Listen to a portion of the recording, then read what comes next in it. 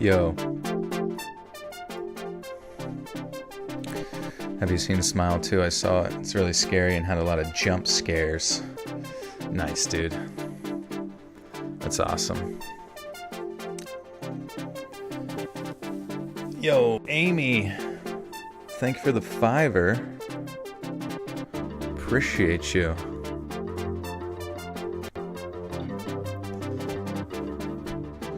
Wonder if the donations go through. Hey Joe, I got a new squat 290. Nice, Brandon. That's awesome, dude. That's insane, actually. You're like so close to 300. What program are you following?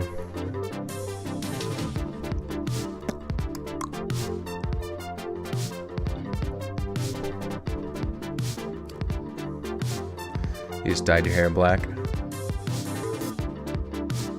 I don't even know if the...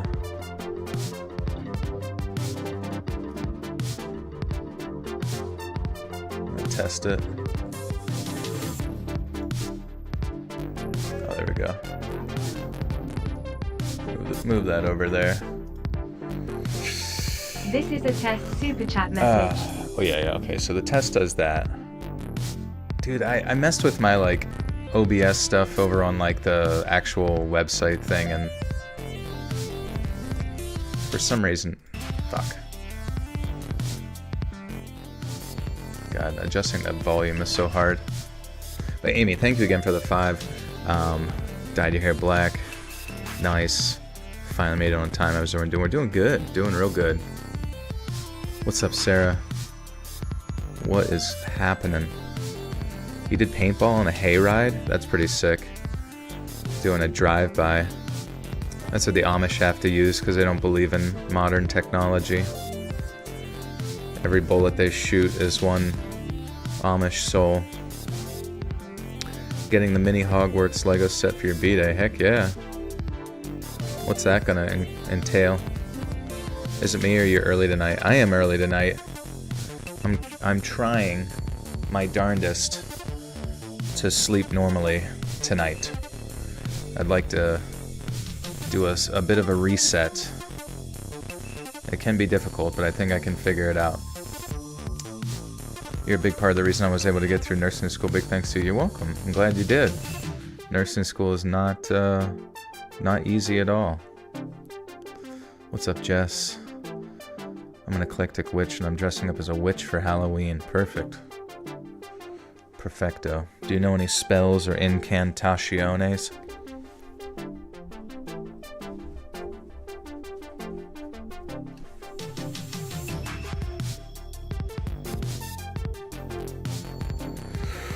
Oh, shit. Yeah, when's your guys' Halloween parties or trick-or-treating nights? The UK people can watch, that's good. Yeah, what time is it there? It's 2 in the morning there. What am I doing for Halloween? Honestly, I don't know. My one friend was asking me if I wanted to hang out and just hand out candy with him and his daughter. And I thought that sounds pretty nice, honestly. It falls on a Thursday, I think. Am I gonna do a Halloween stream? I'll do a stream the night before, I guess. I do release a video on Halloween itself. So we got one more. What's up, Jade? We got one more Halloween-themed story video before the big day. I'm taking up a voluntary post on a romance advice column. It includes witchy rituals.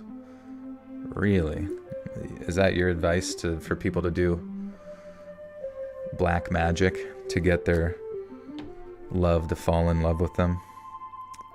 To catch the eye of their beau? Can you do a video where witches battle demons? I can look into it. I imagine doing dark arts like that, you probably, I mean, if you're really into it or whatever, don't you have a lot of crossover with the unsavory spirits? How am I today? I was good though. I got to have a very full day today. Oh, there we go. It is going through. And it's not super delayed either. That's good. Perfect. No, Joel, it's demonic. Stay safe. Okay, I'll try my best. But David, thank you for the 2, my friend. You fear for the people who bought beige October decor. I know not what that means, but it sounds like a fashion tragedy. Oh, you got your dog dressed up as a dino? That's awesome. I don't generally encourage using love spells, but I've learned certain enchantments in the course of my work to make oneself more appealing. Such as a 5x5 on the squat rack. That's one of my favorite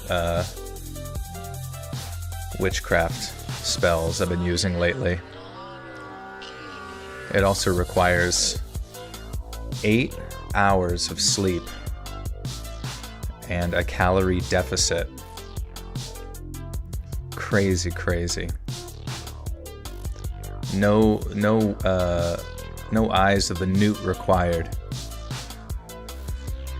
No frog tongues. Do you do calf workouts? I do, but it's not like super frequent. I think one that people kind of sleep on a little bit is this thing called like the tibialis, which is like kind of the frontal aspects of your calves, which if you have a thing that actually does it, it's kind of like pulling weight. Like if you you're like sitting on a bench with your legs stretched all the way out. You would have to do it on a bench. And then with your feet on the edge of the bench, you kind of dip your legs forward and then bring them towards your feet. And I guess you could put a dumbbell between them and do that. It just takes a little balance. But the idea is to kind of like tighten that muscle just below the knee to strengthen the knees and front of the calves for safety. I bought a $100 coat at Boot Barn. That is a expensive coat. String Arts with a 5. Thank you, my friend. Good to see you. Thank you. What's up, Noid? Do I have a gym crush? Nah, dog. I just be crushing the weights. Sometimes I crush on myself when I look in the mirror. I'm like, damn. I wish when I got close to my reflection, I could just peel back those spandex that I'm wearing. Can I turn down the music a little bit? Yeah. I don't know why it's so loud on the fucking YouTube music app. Dude, I'm telling you. Well, you know what I can do. I do apologize. Like, dude, I'm gonna be honest with you. I am like a little bit disappointed in the YouTube music app. Just because like, I discover so much random ass music on YouTube itself, right? It'll take you on so many adventures of just like different sounds and ideas, but then you get onto the YouTube Music app, and it's like the most fucking. It shows you the exact same shit. It just says "Listen again," forgotten favorites, which are the exact same ones as "Listen Again," or ones you just haven't listened to in a while, and then it's like new releases, which I don't give a fuck. Well, maybe Tyler the Creator. I wouldn't mind listening to his new album, but. You know, most of that shit, why? That's not even anything in my wheelhouse.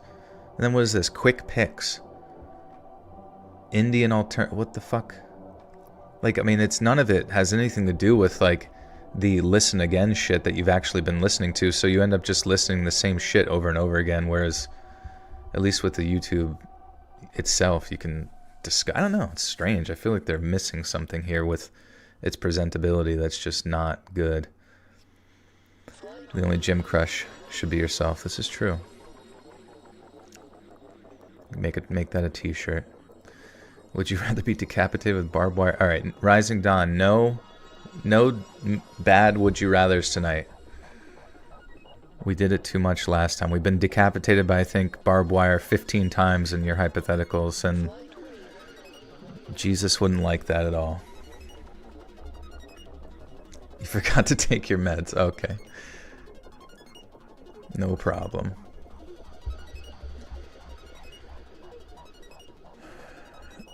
What's up, Liz? Turbo Hamster. Jesus has suffered a lot, though. Yeah, but you're making us suffer a little bit more. I mean, Jesus got nailed to a cross, but Jesus Christ, you're cutting our head off with barbed wire. I feel like that's kind of taking it to the next level.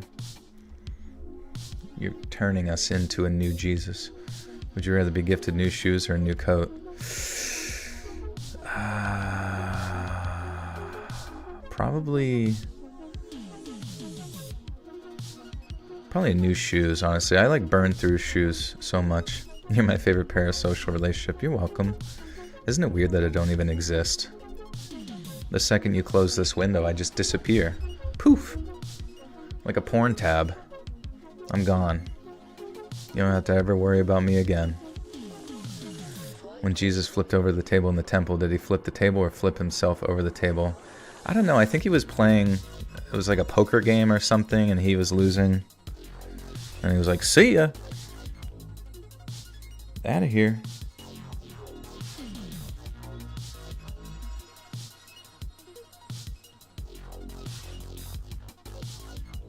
Mischievous dog.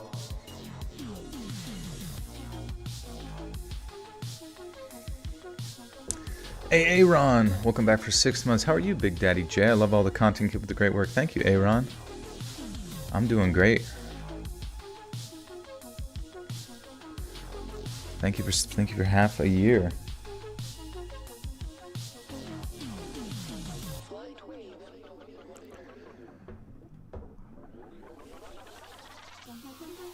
I'm about to start watching The Sinner Who's Seen It. On the, what's that about? Been looking for something to listen to all day. This is perfect. Yeah, what's new? Anything? Where do we go? Where do we go if we want to like talk about topics? Where do we go? Is it Reddit? Do we go to Reddit / communist find love? We're gonna go to r/communist. Here we are. This one has 2 upvotes. What are your thoughts on Slovoj Zizek, bearing in mind his recent Zionist inclinations? That's gotta be good, guys. Thank you, comrade. I only heard of him recently in good light, but this makes much more sense. Dude, all of our comrades are in there. We gotta get in there and support the movement to ruin McDonald's and Arby's.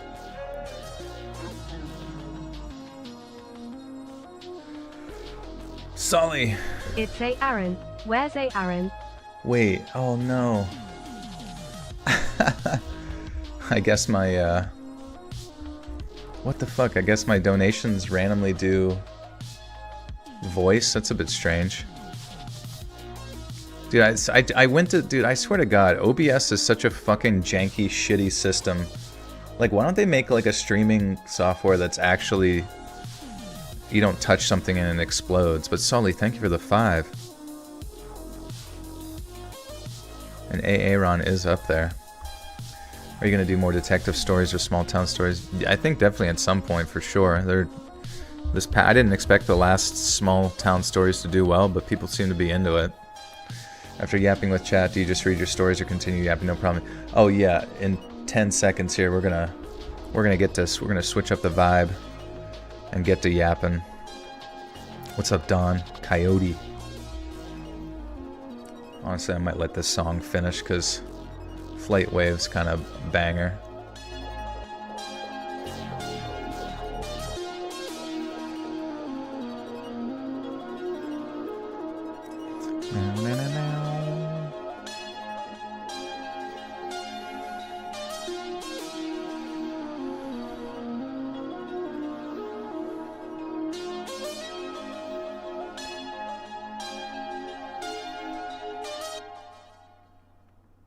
Sweet. Frickin' sweet, Lois. Oh my god. Oh my god. Dude, I hope the thing doesn't read text tonight. And the worst part is I don't know how to fix it. It like, I don't know, man. It's such a fucking mess when you like go to try to like mess with anything over there. Have any of you ever read Tender is the Flesh? It's messed up. No, what's that about?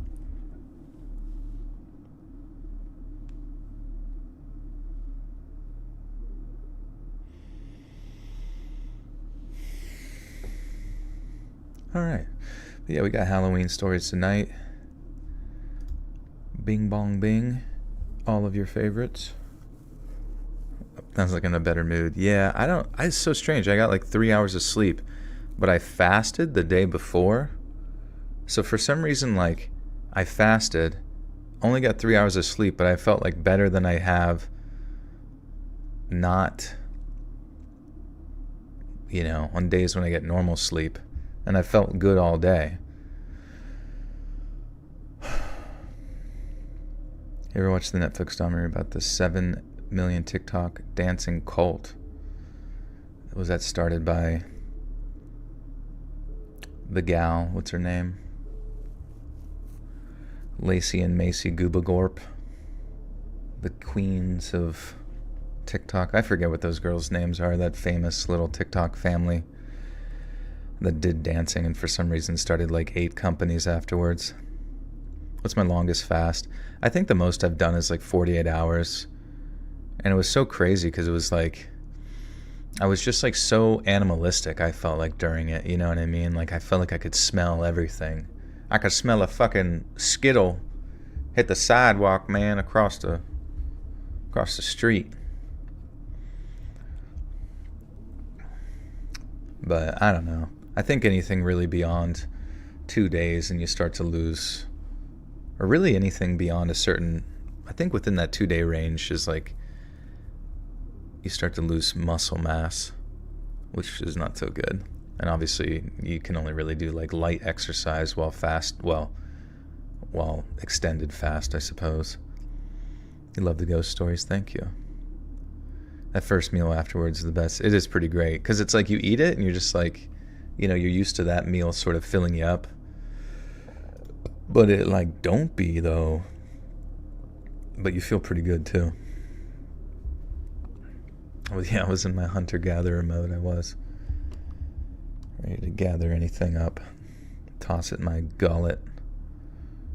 You were tossing and turning. Yeah, it does suck. And the only bad thing is like sleeping normal hours. I just like wake up in the middle of the night and I'm like, well, I'm awake forever now. Like I like the whole 3 a.m. thing, like my body goes hard on whatever the fuck that is, waking up at 3 a.m. And then it just makes it like way worse because when you wake up at 3 a.m., you're used to all the like spooky stories or whatever of people saying that it's like ghosts there to rape you or something. So you're just like thinking about it and like covering your bottom and mouth. I don't know. What's up, Delta? How you doing, dude? You can use Ensure liquids. Well, it wouldn't necessarily be a fast if you're out to like ease out of the fast. Circadian rhythm, you acclimate to times, get outside and get more sunshine. Yeah, definitely. I've heard sunshine's great for just getting you used to that. And it doesn't take too long. I think it only takes like a couple of days to really make it stay consistent. You get demonic attacks during your period. Same, dude. Fasting makes you feel like a god. It really does. And you're just like, I can kind of like speed run my diet. Just don't eat. That's what anorexics can tell their parents. Look, I'm not anorexic. I'm just fasting for my entire existence. Just kidding. Don't do that. Stay healthy. Do your research. Consult a doctor. Ask your mommy and daddy. They will tell you what's best. The best thing to break a fast is fresh watermelon. Interesting. I've heard a lot of good things about like beef broth or chicken broth and that kind of thing, like some bone broth to ease back into it, or even like what's like sauerkraut? What do they consider that? Like a fermented vegetable to help your gut biome. What do you drink while fasting? I just drink water, but I've seen people they can do like some 0 calorie like electrolyte shit, just to help maintain that energy if they're like really low on their electrolytes, because that is obviously something to consider. You have ghosts that violate you. Wait, I'm curious if it will say it. You have ghosts TGAT, violate you. Dude, what? How do I turn this text-to-speech shit the fuck off? I do not like that at all. It's kind of funny though, but it's gonna be like, it's funny, I guess. I have done many long fasts, and watermelon is everything. You can taste every last molecule of fructose when you eat that first slice. That does sound amazing. Jade, don't say that. It's bad. Alright guys, what do we got tonight? We got 3-ish Halloween stories.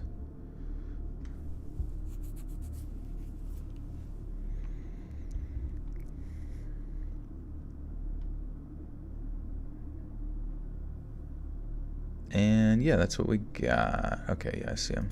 We're good. We're Gucci Malucci. This first one's a long one. You just broke your 48-hour fast. Pomegranates have never tasted so good. I know, dude. It's like, it just makes you appreciate and understand your relationship with food, increases your discipline, overall, which gives you confidence to do other things. Just makes you feel like zip zappity dappity. I did take creatine during it.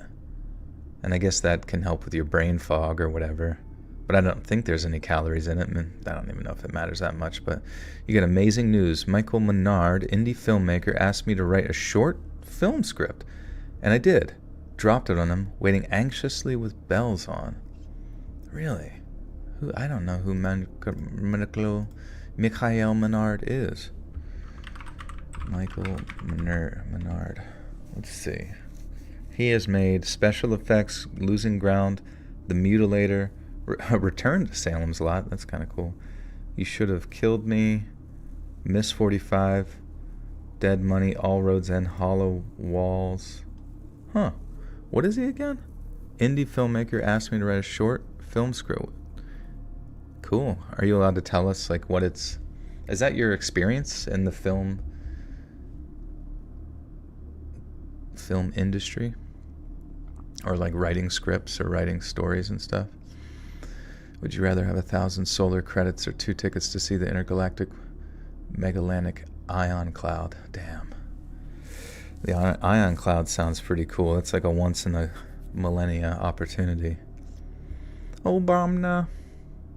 He made Sharknado? No fucking way. Is that what you wrote for him? A Sharknado follow-up? Can you ask Chad to go write you an award-winning novel and be a millionaire writer just like that? I'll chat GPT. No, ChatGPT, and I don't know, maybe Hollywood has better AI writing stuff, but ChatGPT is like, it's kind of dog shit. We've tried to write stories on there before just during chat when it first came out, and I don't think it's gotten any better.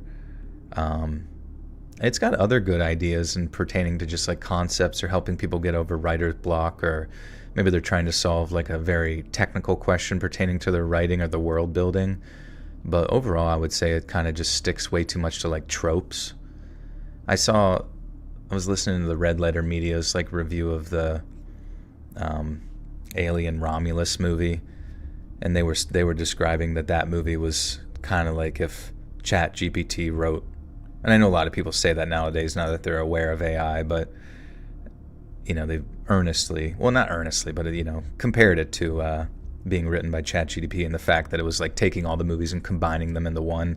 And it was really like that. It was just like one of the more forgettable aspects of all the Alien franchise, I would say. Like it didn't do anything to like affect the lore or really open anything up, in my opinion, in interest. Because I think at this point, the one thing that the Alien series requires to be like interesting, not to just general audiences, because I think writing for general audiences tends to like make your films more boring.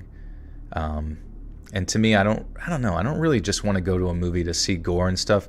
I want like a degree of like strong sci-fi philosophy in there with like intrigue and mystery, you know?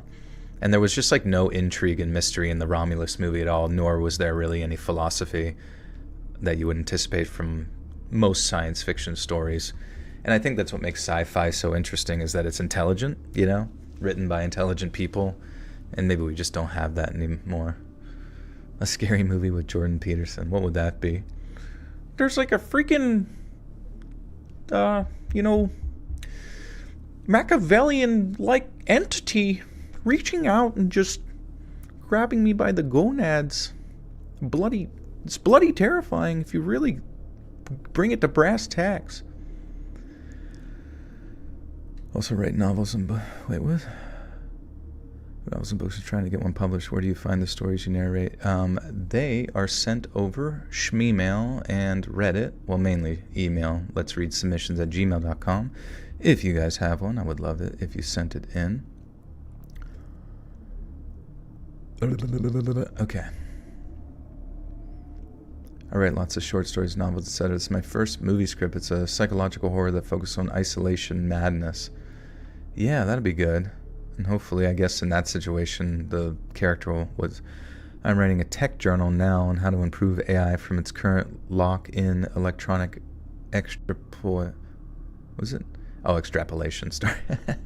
Electronic extrapolation. It combines concepts of phenomenology and psychology in my research into embodiment.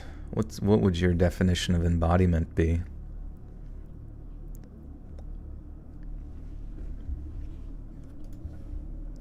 Okay.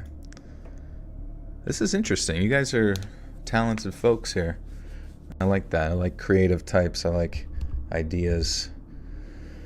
I like lasagna too, but we can do both.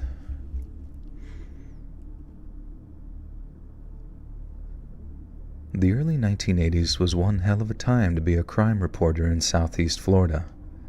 I moved down from South Carolina in the spring of 1980, and in doing so, almost doubled my salary from $17,000 to $31,000 a year, which for an entry-level reporter was crazy big money back then. I wasn't even working for any of the major Miami papers either. I was working for a smaller, much more localized publication you might know, the Pinecrest Pioneer. It's a very morbid fact of journalism that if it bleeds, it leads. And the paper's circulation had been up ever since the drug violence in Miami started spilling out into the suburbs. It could be really gruesome stuff, too. We're talking gang reprisals, random killings, even bombings, hence why my new salary was so good. But the thing you start to notice, after a while of covering this kind of gruesome thing, is the corrosive effect it has on wider society.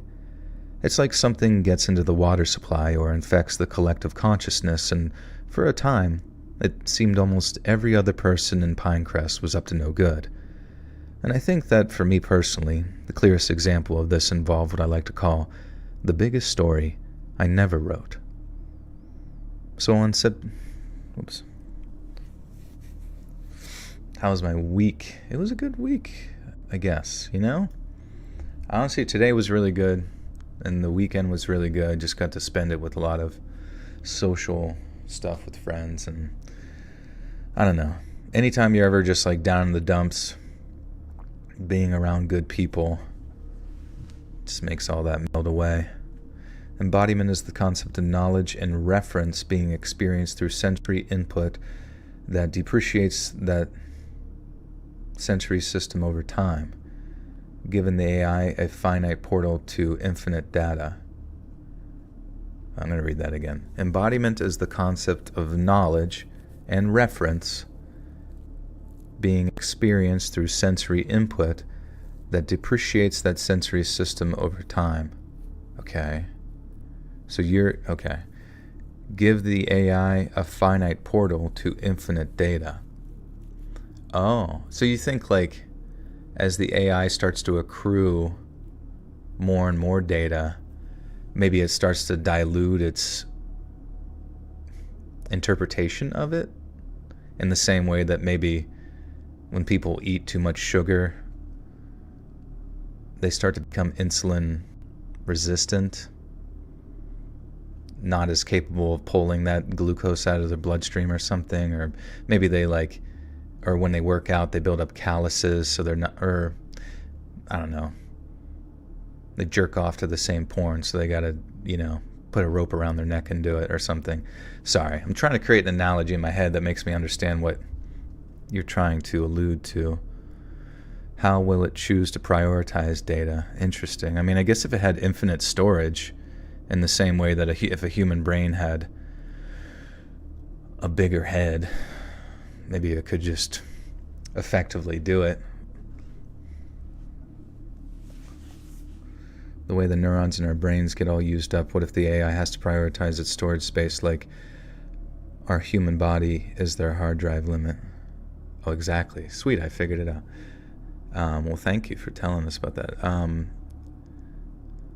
The way the neurons in our brains get used up, what if the AI has to prioritize its storage space like our human?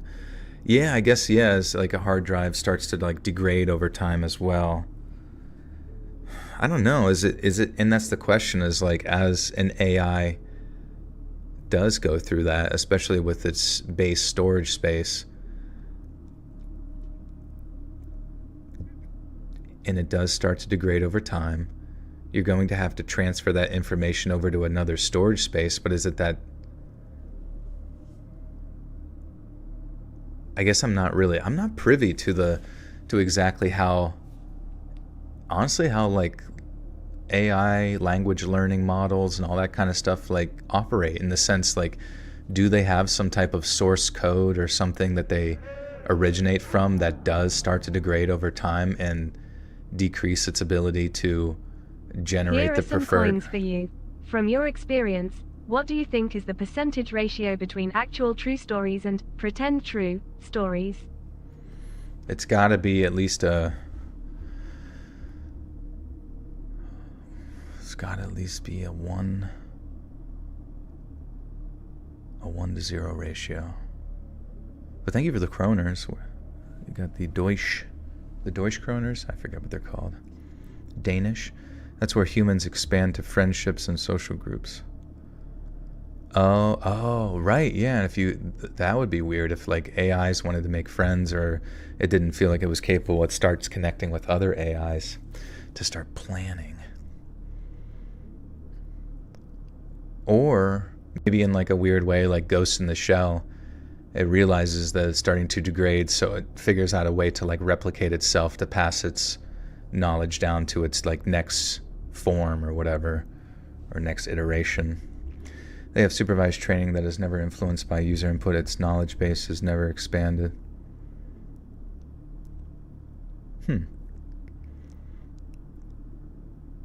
Never influenced by user input. I remember early on with some AI, it did seem like it had some degree of bias towards certain things, but maybe that was just their TOS or something. What a relief to come to a horror place. Hear the news lately? No, what's the news? Scary stuff. It's really scary. What if Judgment Days is the AI coming down with Alzheimer's? That'd be funny. Yeah, I mean, I do honestly think at one point, if we do get to some weird point where we have godlike AI that's, in charge of law enforcement or something weird in sci-fi like that, it would be fascinating if I don't know, it's replaced so many of our capabilities that eventually it just starts to break down and everything sort of resets. I'm sure humans could figure it out, but...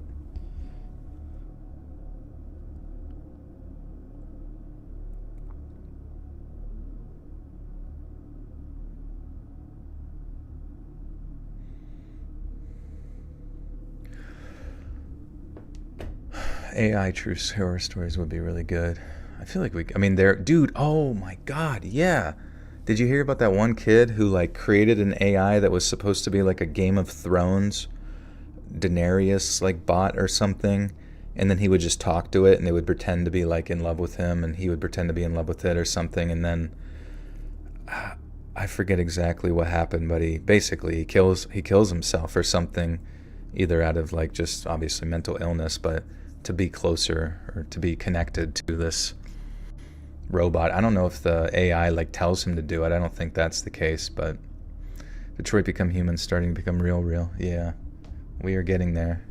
It is kind of strange though, if you think about like science fiction and writing, all those sci-fi authors from back in the previous century, like it's fascinating to think like they think of these ideas, which is obviously based on trends within technology, but because they are the philosophers in many ways, they are in so many ways influencing, you know, people like, just hypothetically, people like Elon Musk or other inventors and that kind of thing, to then generate the technology that comes forth afterwards. Because really the sky is the limit. It's really the limitation on like what humans can do comes down to our imagination. Because it's never like, you know how they always say it's the last place you ever look that you find your keys, right? But keys never manifest out of nothing most of the time. It's like we're looking where we expect them to be. So in the same way, whenever we like design our technological advances, we have an idea of what we want first, and sometimes that's heavily influenced by the media that we consume, especially within that science fiction realm. Very few times I feel like do we just, well, that's actually completely false. I feel like we do stumble across things accidentally all the time. I guess that's what fucking antibiotics was. What am I even talking about? I might as well just take some LSD. Why does a 14-year-old have such easy access to his parents' garden is a real question. Yeah, especially if the 14-year-old had some pretty serious mental health issues. It was a Game of Thrones girlfriend app. Wow, that's crazy. Honestly, I think that's something that can be genuinely a potential threat down the road, is the replacement of like earnest and honest relationships with just like sex bots, you know? Because it will just be as easy to connect with a sex bot as like pornography or whatever, you know.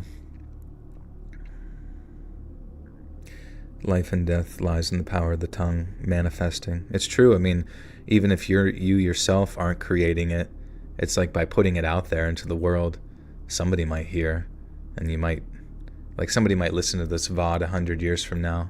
It will exist on YouTube by then, in the archives, the deep, deep archives of the YouTube Vatican, and they'll be like, that's a great idea. I should create a Game of Thrones sex bot. We forgot about that. How many stories? We got 3. I'm just rambling right now. Would you rather live in a mansion or a massive apartment? Probably a mansion, I guess.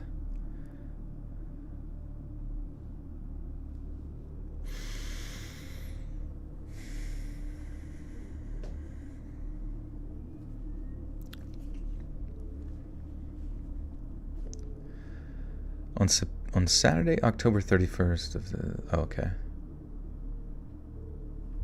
What's it say? Marquesa Drive.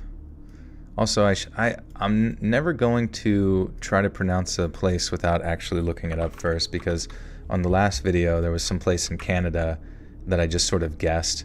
And then there just so happened to be like 3 people who watched the channel that lived in this like super low population part of Canada and knew how to pronounce like Deline. When I kept calling it Deline or something, and they're like, yeah, that kept bothering me. I'm like, how in the motherfuck?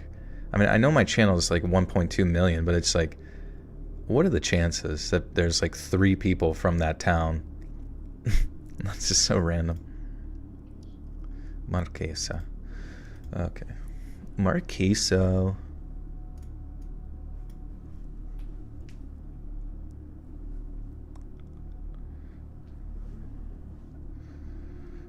Would you rather live in a city run by Google or Disney?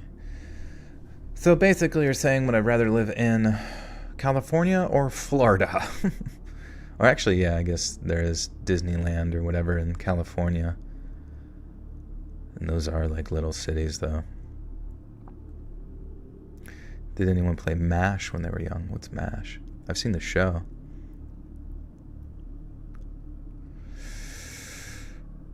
Dude. Oh, fuck. Okay. No worries, no worries. Let's keep going. On Saturday, October 31st of 1981, there was a party at one of the big houses over on Marquesa Drive. A wealthy boat salesman had allowed his 17-year-old daughter to throw a Halloween costume party in their backyard. She invited all her friends. They had the night of their lives. Then, around midnight, the boat salesman pulled the plug and then politely called time on the party. Everyone filed out into the streets outside, and then slowly but surely all the girls' friends began to safely make their way home, all except one. The next morning, the parents of a girl named Kristen Parks reported her missing to the Miami-Dade Police Department, and initially, the prognosis was not good. All the houses on Marquesa Drive, as well as the streets that surrounded it, are all built onto a kind of artificial canal, which allows the homeowners to dock their boats right next to their backyards. The police quickly theorized that since some of the girls had snuck alcohol into the party, Kristen had walked off on her own, fallen into the water, and drowned. Some had their doubts because no one had heard any yelling or splashing, but still, the cops dragged the canal for...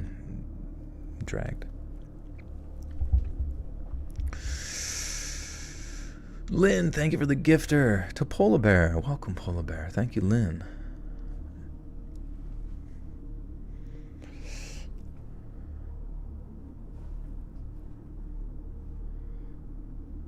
Hey, Destiny, how's it going?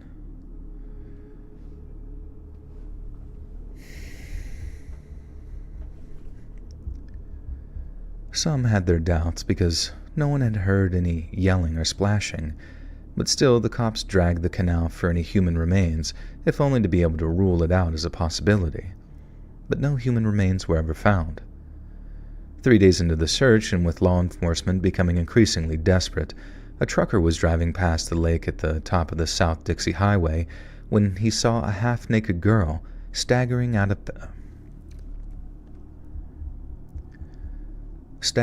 of a patch of trees near the side of the road.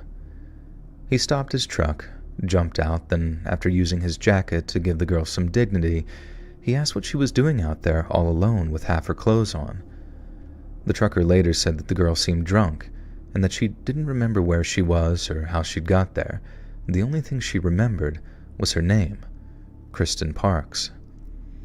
As you can imagine, Kristen's family were elated to see that she had returned alive, but she was not returned unharmed.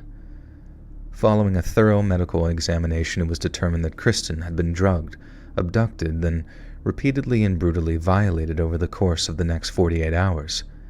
Then, instead of killing her, her abductors drugged her one final time, then drove her out to the South Dixie Highway in the middle of the night and dumped her in a wooded area. Kristen had been relatively calm and stable while under the drug's residual effects, but once she sobered...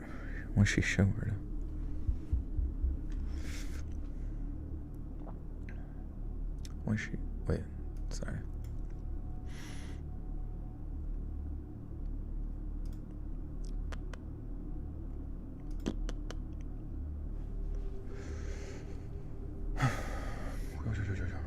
Appreciate my voice talent. Thank you.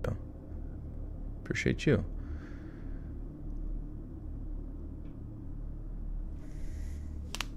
You know what I'm thinking? Maybe I could, real quick, go to my alert box settings and it's really strange. Okay. Members. I'm really sorry, guys. Okay, see, that's what's...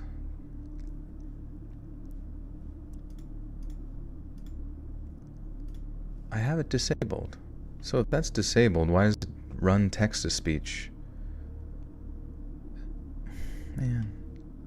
Man. Okay. Save. But then super chats. Oh, that is enabled. How did that happen? Alvin?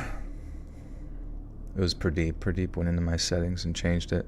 I mean, it's not too bad, honestly. It was kind of loud.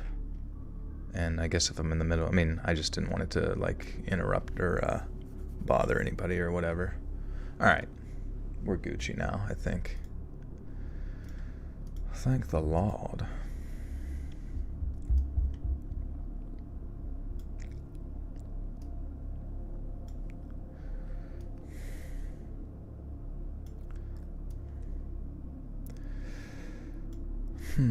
Okay. Oh, yeah. My cat is currently at my feet. I got the, like, oh, he's so cute. I got the blanket. He's all rolled up in a little ball, laying on it. Rolled up in a little ball. Stan is an Aussie streaming channel. What's he stream about? Who's your guys' favorite streamer besides me?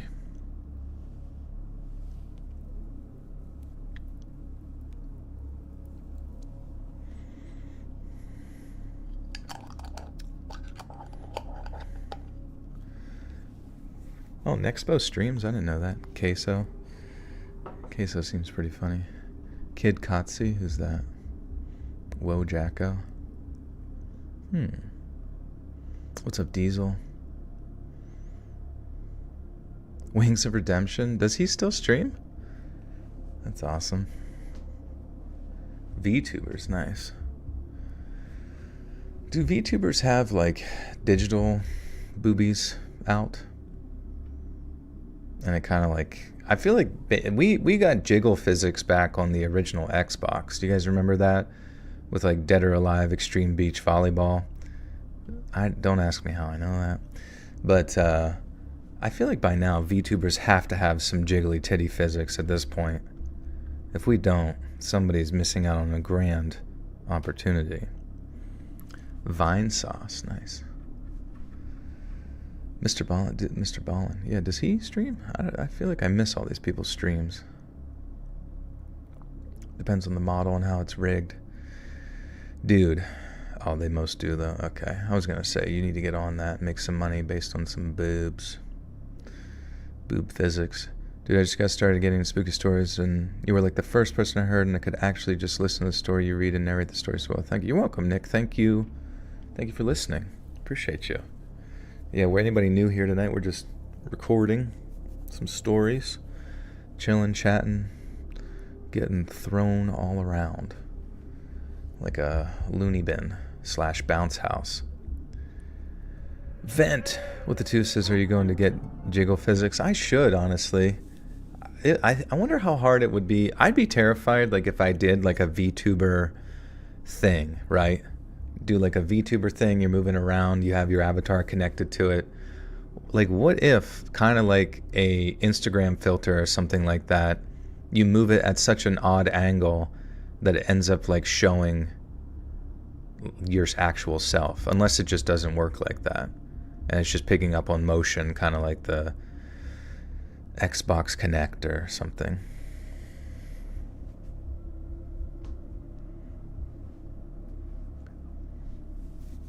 Do you have anyone doing AI voiceovers of your voice? I don't think so recently. I don't know. I need to find someone who does that kind of stuff. That would be sick.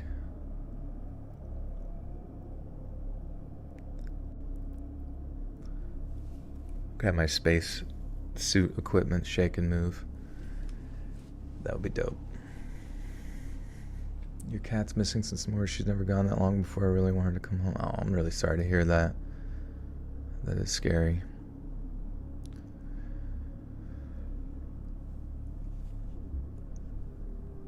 Kristen had been relatively calm and stable while under the drug's residual effects, But once she sobered up, it was a different story entirely. The trauma of what she'd experienced over those past few days was simply too much for her young mind to handle, and from what I understand, she suffered a total nervous breakdown. She withdrew from school, stopped seeing friends, and despite undergoing a rather radical course of medication and therapy, Kristen remained mentally and emotionally crippled by the horrors she glimpsed through the hazy mists of her memory. But what made things 1,000 times worse was the fact that the search for her attackers very quickly ground to a halt. The investigation's lack of progress was greeted with fear and concern by Pinecrest citizens, and some were extremely vocal in their demands for justice, but none more so than the boat salesman whose home the party took place in. This is the point where I have to change some names to protect both you and I from some pretty nasty lawsuits, I imagine. And from what I understand, our boat salesman is still a very litigious man, and I'd hate to see you be punished for doing me the service of reading this out loud. So instead of referring to him by his real name, I'll just call him by another, Mr. Stone.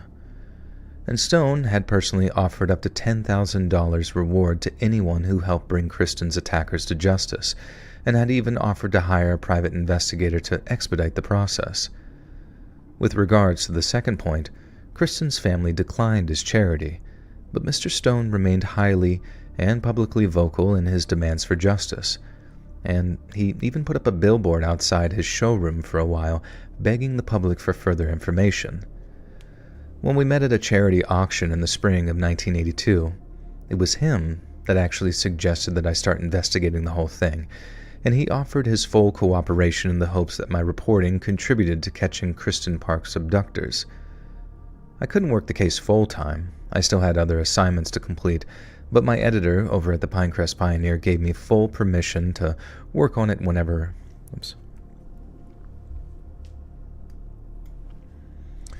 Susie, thank you for the 250. Appreciate you.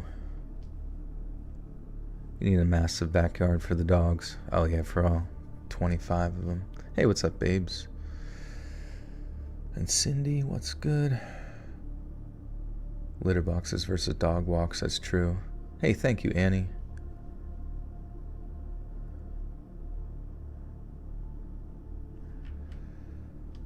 Cats will be killing each other. They're very territorial, and I would hate to know what smells would emanate from the home with that many cats. Yeah, it's pretty bad. I did find a spray that eliminates cat piss urine, but obviously it's very infrequent for Pradeep to piss on things. Hey, Marie! Sorry, the lighting's weird. Desmarais. I hope I'm saying that right. Thank you for the big 20. Appreciate you. Let me know if you got a message. Love to read it. Do people still own fish as pets? I think so. If they go to a fair, they might get a goldfish. I remember I had a goldfish from this fair for like 7 years. It was insane. It was genuinely insane how long it lasted. And Susie, thank you for the 6. You're number 1. Number 1. Have you thought about making a Patreon? You could have an AI that uses your voice, and patrons can write up stories and hear your voice. Actually, that is not the worst idea ever, I guess. I do have a Patreon. It's very similar to the member stuff over here, but whereas this doesn't have early access with the $1 tier, Patreon has a $1 tier where you can get early access to all the videos before they come out here on YouTube, and then obviously the $5 bonus content thing. But like another one where I like fulfill custom AI write-ups, that would be actually fascinating. Do you think anybody would actually pay for that? If you paid like $20 a month, you would get like a certain amount of words or something.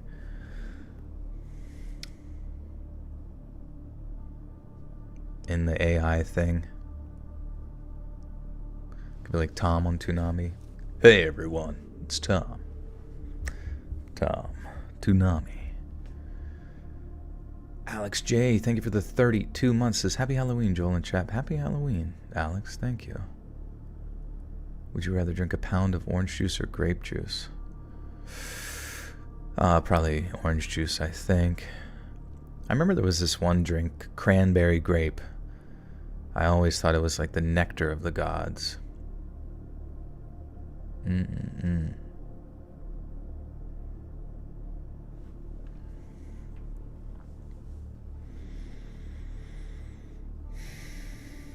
have 2 male cats missing that never left my side, and one kitten was spotted miles away.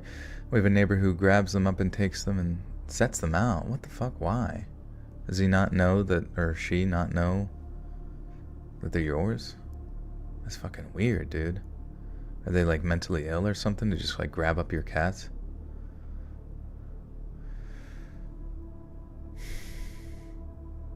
Hey, cyber fairies, take care. I thought I had the nectar of the gods. What's your nectar? With Halloween coming up really soon, what's a story that spooked you? Like, actually? Probably something to do with a steamroller. I still really fondly remember that story where the stone people, the little stone gnomes, took that one dude that was trying to chop down a tree and like stuffed his body into the nook of a tree. And just like nobody in the story gave a shit. They're just like, yeah, homeless guy, whatever. Yeah, he's normally in that nook, I guess. They just stuffed him in further.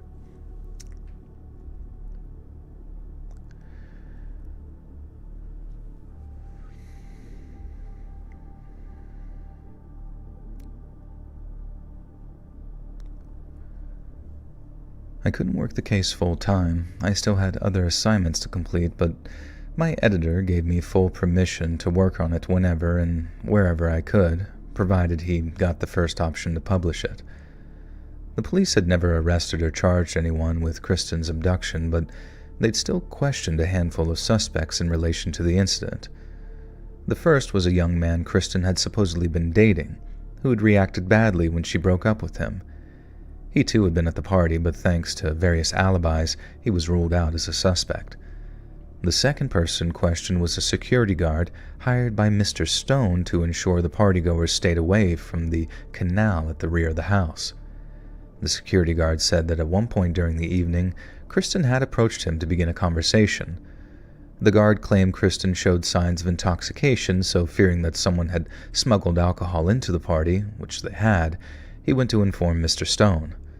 Stone instructed the security guard to head back outside, find the source of the alcohol, and then confiscate it. But when the guard returned outside, Kristen Parks was nowhere to be seen. Assuming she'd simply run off to hide among the throng of dancing teenagers, the guard simply carried on doing his job, trying to figure out where the booze was coming from. He didn't see Kristen again that evening, and it wasn't until the next morning that he learned that she was missing. The third person the cops questioned, and who, for a while, was considered their prime suspect, was an ex-con who lived on a construction site out on Mashta Island. Alright, we're going to look this up because we don't want to frick it up. Oh my goodness, pretty. What's up, baby?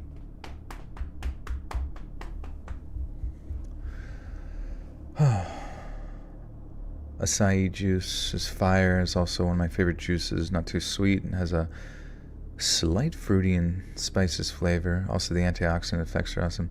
I remember the one time I drank acai like closer to bedtime in college, and I had to wake up real early for like a clinical. And like as I was heading out the door, I like pretty much almost like shit my pants. I had to go back in and get new underwear. It was bad. But I don't think I had any issues with the acai stuff after that. It was just, I think my body was like, what the fuck is this? And it was killing all the cancer in my gut. Was there aloe in it? I don't think so. I think it was just like baseline, but I have no idea. I remember seeing on a Tats Top video years ago with the narration of twist ending in Arizona. So happy I found this channel a few weeks ago. Oh, that's crazy. Yeah, I haven't heard Tat's name in a while. Wonder how they're doing.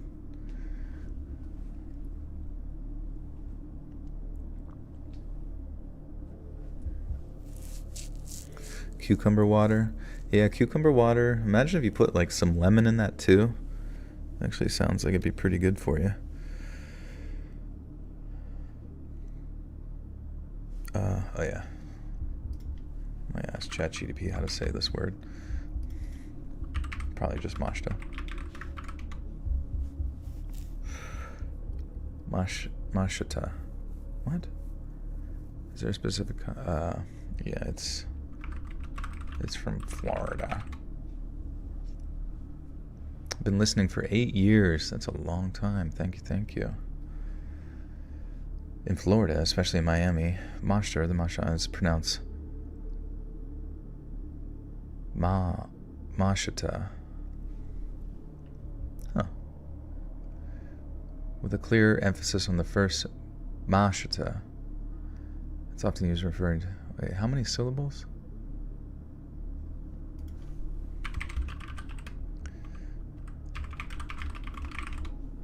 How many syllables is that? Oh, mashta. Oh, it's just 2 syllable. Mashta. Weird. Did you try Battlefield 6 or Black Ops 6? No. I could be honest with you, I really despise Call of Duty. Not to put down anybody that enjoys it. It's made me so angry for so long. Not even the gameplay, just the fact that it hasn't changed, and yeah, I don't think it ever will change. What it fucking needs is just like a massive upgrade. Do you guys remember when there was Battlefield Bad Company 2, right? And then, I don't know if there was something in between then, but then they did Battlefield 3. And that jump, dude, that jump from Battlefield Bad Company 2 to like Battlefield 3 was so insanely good, in my opinion. You know, completely new engine, just like so many new technologies that they were investing in for a long time. And I just don't understand. Like, I feel like Call of Duty drastically needs that. And maybe they could argue that they've been doing that, but it just doesn't seem like it to me. It still feels like the same bullshit. Susie with the 6. Your voice is better than Xanax. So relaxing. Thank you. I've been curious. I know some people said they struggle with insomnia for years and took medication, and but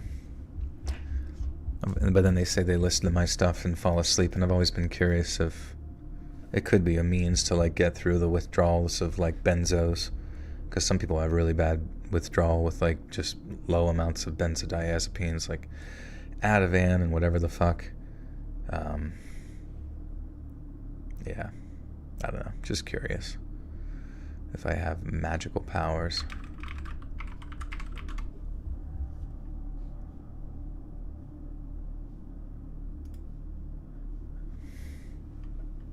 Do more ghost stories soon. Yeah, I can definitely look into it.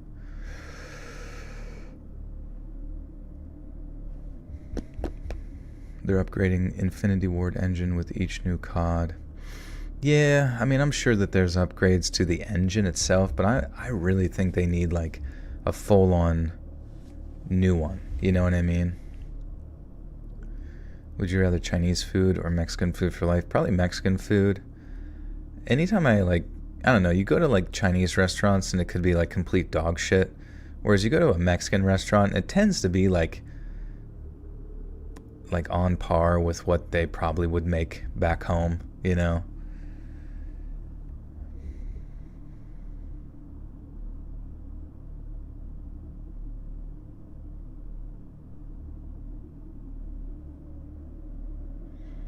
Struggle with insomnia. Oh, that's good. Well, good. I don't know what it is. I don't know. Maybe it's just the microphone or the pacing or any. I don't know.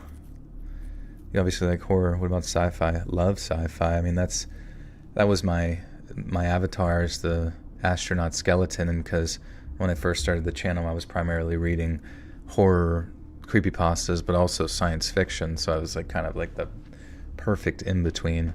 But unfortunately, people aren't really as into science fiction as I would hope. But American Chinese restaurants do not serve actual Chinese food. They're a lot more stereotypical. Yeah, that's what I've heard. I mean, you talk to people that work there and they'd be like, would be eating at least from what I recall, they're like, we would probably be eating like plain fish and rice or something, like stuff that's clearly a lot less MSG heavy.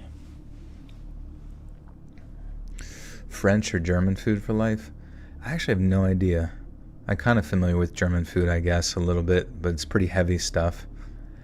What do you think about creepypastas nowadays? It seems to have gone into a media-based route like analog horror and indie games. I do like that it's influenced a lot of things, you know what I mean? Like, seeing just like various things in like modern pop culture that's been influenced by like the creepypasta community is pretty sick.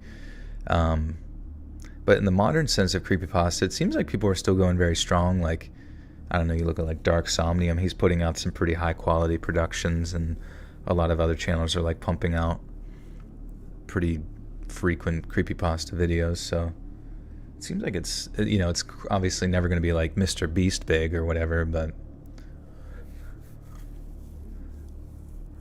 two of your favorite YouTubers streaming at once. Who's streaming? Who be streaming? I am Mr. Beast big, yes.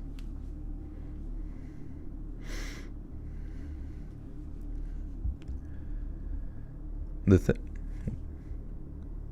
third person the cops questioned, and who for a while was considered their prime suspect, was an ex-con who lived on a construction site out on Mashta Island.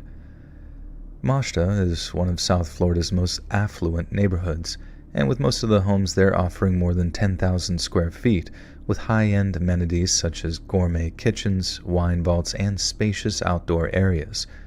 Which weighs... Man, I got a wittable fucking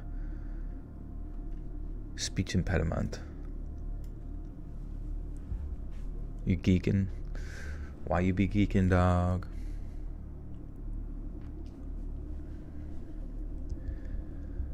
Which raised the question, what was an unemployed ex-con doing living out there?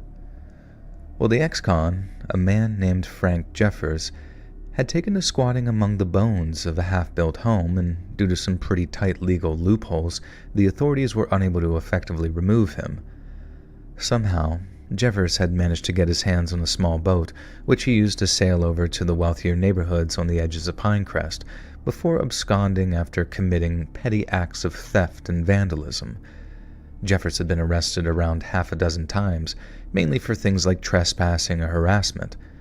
But that's not what he earned a conviction for. You see, about 20 years earlier,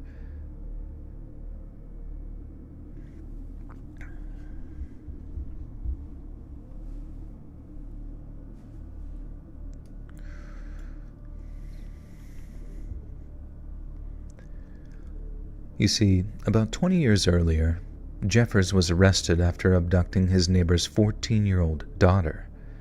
He bundled her into his car while she was on her way home from school, and if it wasn't for several witnesses reporting the license plate of the car, there's no telling what Jeffers would have done to that girl.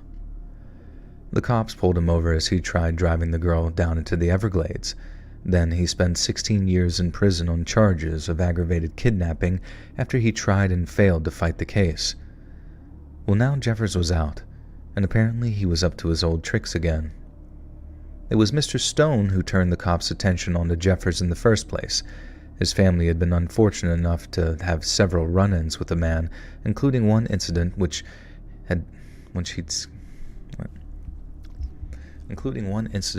he'd scared... Oh, okay.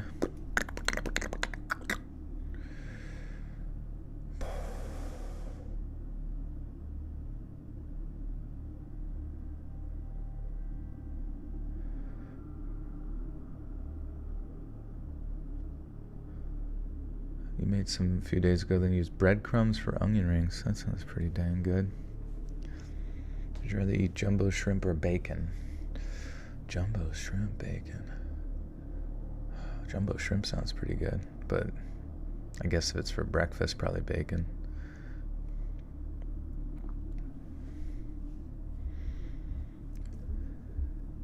His family had been unfortunate enough to have several run-ins with the man, including one incident in which he'd scared the heck out of Stone's then 16-year-old daughter while she was sunbathing.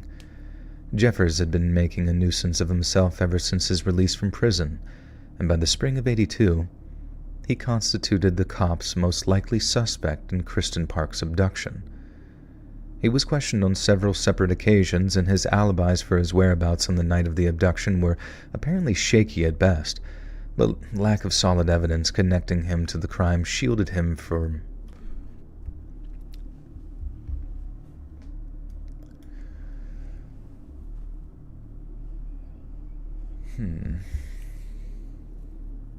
Everybody's talking about food. Yeah, it usually seems like chat usually devolves into food talk, which I'm fine with, honestly.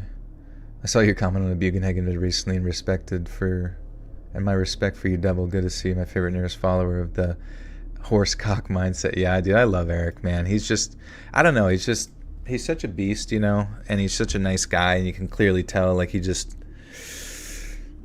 I don't know, in my opinion, he just deserves so much more in the sense of success, but it just sucks because it's like the realm of content creation and being a fitness influencer within, you know, that content sphere is just, it requires a degree of, I guess, vapidity, is that a term? It's just, it's very vapid, you know, just stupid shit, just dumb stuff, like, and I don't know, like, I just like the philosophy of just fucking grip it and rip it, eat, and then just eat as much as you can until you get bigger, and then figure it out later, you know what I mean? Like, that's just a lift as heavy as fucking possible. What else is there to fucking do? What else is there to do?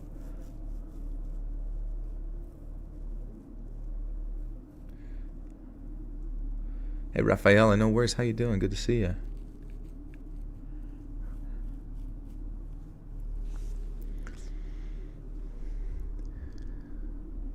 He was questioned on several separate occasions, and his alibis for his whereabouts on the night of the abduction were apparently shaky at best, but lack of solid evidence connecting him to the crime shielded him from arrest or charges. It seemed only a matter of time before police would be able to gather sufficient evidence against him. However, following a break-in at a Pinecrest boating goods store, police attempted to place Jeffers under arrest, but when they rolled up on his half-completed squat, he opened fire on them with a .45 caliber handgun.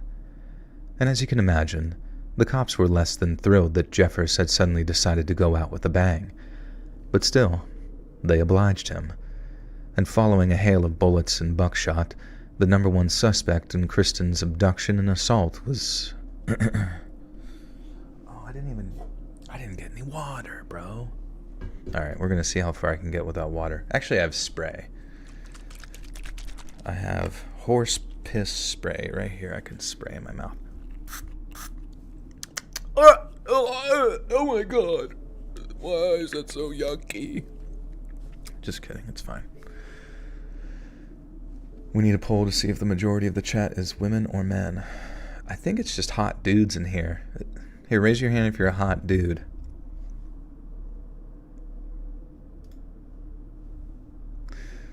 As you can imagine, the cops were less than thrilled. Okay. Okay, we'll do a poll real quick. Are you a hot dude, Quasi girl? All right, poll started.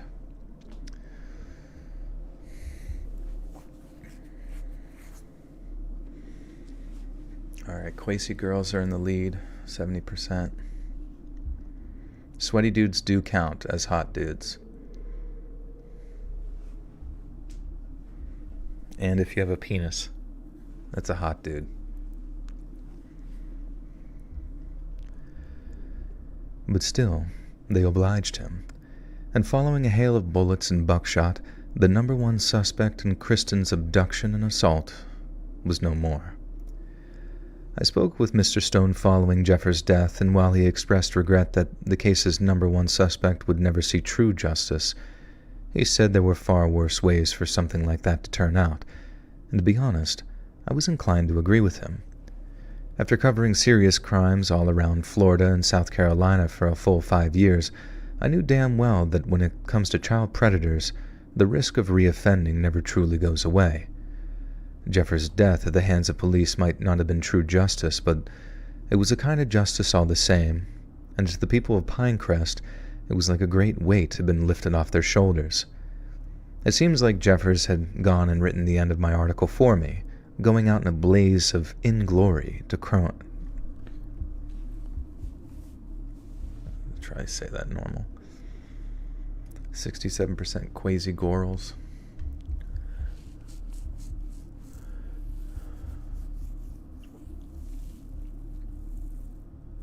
What if you were to drink a whole thing of Coke, right? And then you put a Mentos in your stomach. Would your stomach explode? Has any scientist done this? Did they attempt this in Unit 731? How do you record streams work? Do you cut out the audio later? Yeah, I have another microphone on top of here that records starting and stopping, so I don't have to edit out a stream. One time I actually lost all the audio on my thing and I had to use a stream to edit, and it wasn't perfect, but it was actually pretty decent. It was kind of funny.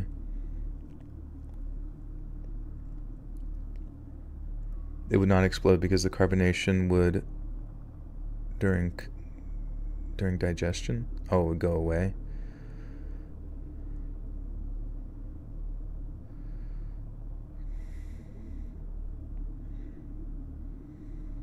I don't know. I heard that Saddam Hussein made his soccer team do that or something. I was just curious.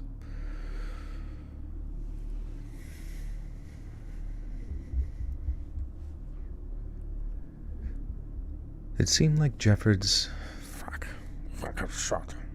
Oh, you know what's a really funny show that I watched, and I never seen it before, and it's been off since 2017, which has been 7 fucking years. Holy crap. Can you imagine that? That's crazy. 7 years. But 2017, there's a show that came out called Detroiters with Tim Robinson, and you may have seen I Think You Should Leave. But there's the show called Detroiters with him and his best friend, and I forget his friend's name, but so fucking funny. It's so funny.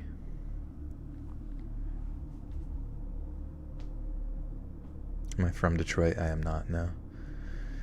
Talking about a TV show on Netflix, Detroiters.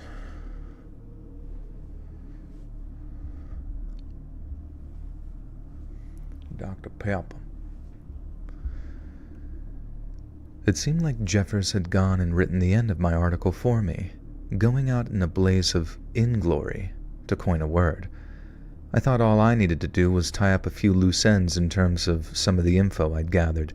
Then I'd write an article so complete and in-depth that when I turned it into my editor, I might as well staple a raise request to the front cover. But then, those loose ends turned out to be like a loose thread in a knitted sweater, and the more I tugged at him, the more the whole goddamn story as I knew it started to unravel before my very eyes. Jeffers had 2 alibis for the night of Kristen's abduction. To get around, he either had to drive his boat or walk, which is how he ended up drunk out of his mind walking past his neighbor's house on the night of the abduction. By his own admission, Frank Jeffers had been, and I quote, singing drunk and had been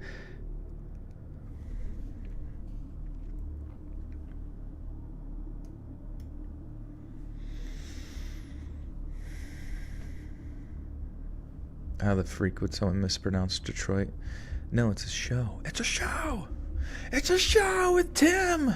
It's a funny show with Tim, for fuck's sake!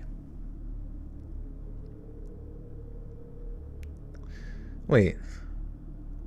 What do you mean? Yeah, what's the inappropriate way to say Detroit? Dot Reut? Yeah, dot Reuters.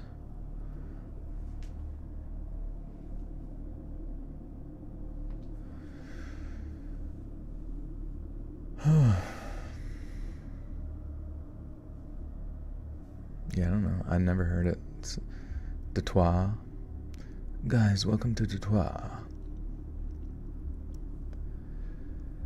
By his own admission, Frank Jeffers had been, and I quote, singing drunk, and had been wailing so loud as he walked past his neighbor's place that his neighbor had come to his window to shoot him a very disapproving look. And Jeffers claimed that they locked eyes long enough for him to flip his neighbor the bird, and then after yelling at him to go fornicate with himself, so to speak, the neighbor closed his curtains and presumably went back to sleep. But then, when the cops went to question this neighbor regarding the exchange, he claimed it never happened. No one had any reason to doubt the man. He might have disliked Jeffers, but sure not enough to perjure himself in a court of law, right? Yet it was this particular point of interest that first made me realize that all was not as it seemed. I heard from one officer, who shall remain nameless obviously, that the neighbor had altered his story once he realized Jeffers' freedom was on the line. At first he said he heard Jeffers returning home, but later he changed his story to say he assumed it was Jeffers returning home, but that he never actually laid eyes on him.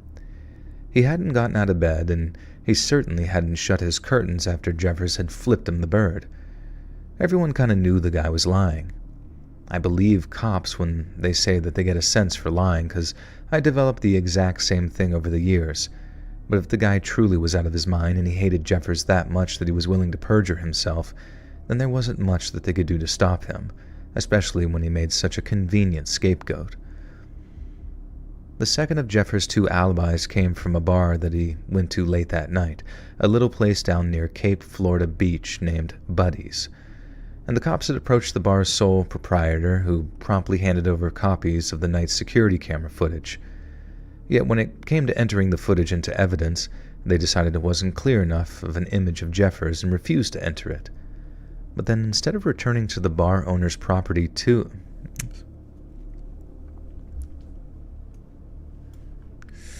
Hey, Chi Love, welcome to the Buttersock Cult. You now have access to bonus content. Thank you, thank you.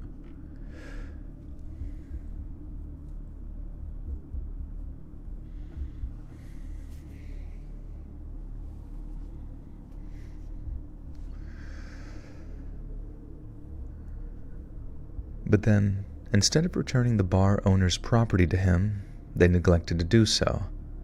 I found that out when I went to talk to him, and since it had just been a blank VHS tape, the guy wasn't exactly ready to lawyer up over it. But he was still pissed about it and used it as a jumping off point to complain about the cops to me for around 10 minutes straight. And I just let him talk, and then I tried to steer the conversation back in the direction of the security camera footage. And it turns out he had the original tape on site and was more than willing to show it to me. Now bear in mind, this was back in 1982, so even the most cutting-edge security camera footage was still very fuzzy compared to the kind of crystal-clear images you kids can shoot today. But Frank Jeffers wasn't exactly inconspicuous. He liked bright color. He liked bright colors. He liked Cruella de Vil and the Dalmatians. What was his favorite Disney movie?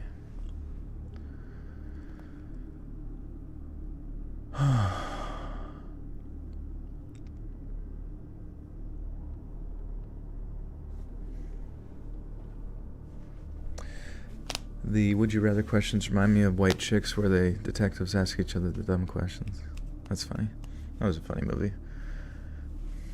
Kind of miss the Wayans brothers. Oh, you know what's nuts? You know what's nuts to me? Who's the one Wayans brother who I swear to God has literally been in a sitcom every day of his life since like literally 1982? Do you remember? It was like the older Wayans brother. Yeah, Damien. Yeah, the one who was in that movie about where he was like a drill instructor or something. I swear to God, he has been in like, yeah, the one from Major Payne. Oh my God, that movie was so good. But like, oh, he's the middle brother. Oh, that's right. There is one even older than that. But like, he has been in, and I swear to God, I always see it like advertised, where it's like advertising his new sitcom that he's going to be in, where he's a crotchety old dad who's dealing with the family, but there's a funny thing going on, and it's like, I don't even know if sitcoms are really that successful anymore, let alone like any of his sitcoms. So I just have to assume that he's like laundering money for the Wayans brother enterprise. But it just seems like such a strange thing to constantly we're gonna look it up. Who is the middle Wayans bro? The middle Wayans brothers, Marlon Wayans. The Wayans family is large and talented, and with 10 siblings. Holy fuck. That's a lot. Is he the one that's always in sitcoms? Which is short for situational camaraderie or something. No, the Wayans brother most often seen as sitcom is Damon. Here, let me look it up. Yeah, Damon would make more sense. Oh yeah, that's right. Marlon is the... Yes, Damon. Okay, here we go. Can you list all the sitcoms Damon Wayans has been in his life? Okay, dude, I was right. Not about the year, though. Okay, 1987, he was in A Different World. Damon had a guest role in his career as Dwayne Wayne's rival, which helped launch his career in television. In Living Color, 1990 to 1994. And then he was in Damon in 1998. My Wife and Kids, 2001 to 2005. Happy Endings, which I guess is a jerk-off show, in 2011. The Underground, another sketch comedy show created in 2006. Oh, no. Wait. No. No. Just his sitcoms. Okay, Damon, My Wife and... Oh, okay. Well... Okay, so we got... The Different World, that might be a show. Damon, 1998. Oh, I'm just gonna look his ass up. God damn it. Fuck ChatGPT. It always acts like so confident about shit, man. Find TV series. This is me doing detective work on the Wayans brothers. Are they real? Is there actually 10 of them? Did the other siblings eat them to steal their success? Okay. Filmography. No. Television. Okay. Bro. Okay. 1985 to 86. SNL. Himself on a few characters. 1987, Sweet Surrender, Different World. 1989, One Night Stand. 1990, In Living Color. 1996, Waynehead. 1998, Damon. 2001 to 2005, My Wife and Kids. 2004 to 6, Rodney. 2006, The Underground. 2011, Happy Endings. 2016 to 2019, Lethal Weapon. What the fuck? Was that a show or a movie? Is an American buddy cop action comedy drama television series. When the fuck did that air? 2016 to 2019? I didn't see that shit. 2018, Happy Together. 2021, live in front of a studio audience. And then, this new show, Papa's House. I'm just like, granted, I guess that is the life of an actor or whatever, but for some reason I feel like he's just like perpetually been in the exact same sitcom show since he was born, and he will forever be that way until the end of Balrog and all of the hobbits. You know what I mean? There's just something very timeless about him. Alright, that was probably the stupidest tangent I've ever gone on, but we're getting back here. Is he like Diddy? He's worse than Diddy. He makes bad shows. But Frank Jeffers wasn't exactly inconspicuous. He liked bright colors, only ever wore a wife beater, swimming shorts, and a pair of sandals, and had a streak of bleach blonde hair, kind of like a messy mohawk. I guess his fashion sense was part of the reason that he was so easy to ID when it came to all of his petty crimes, and when the owner of Buddy's showed me his security camera footage from that night, there was Frank, clear as day. You couldn't see his face, and I suppose in theory it could have been someone who just so happened to look and dress like him. I'd never personally met the guy, but from how he'd been described, I was confident you could have shown that footage to just about anyone who knew him, and they'd say, "That's Frank Jeffers." And there's no question that it was him. In fact, just about the only question I had at all was, how the hell didn't the footage pass for a positive ID? And to get an answer, I ended up getting in touch with one of the cops who took part in the investigation prior to Jeffers' death. He told me that on the advice of some hotshot attorney they had gotten in touch with, they'd been told the footage was unusable. And in the eyes of the law, if it didn't display any prominent facial features, scars, or tattoos, then it couldn't be used by Jeffers' future defense attorneys, and therefore did not constitute an alibi working... Fuck.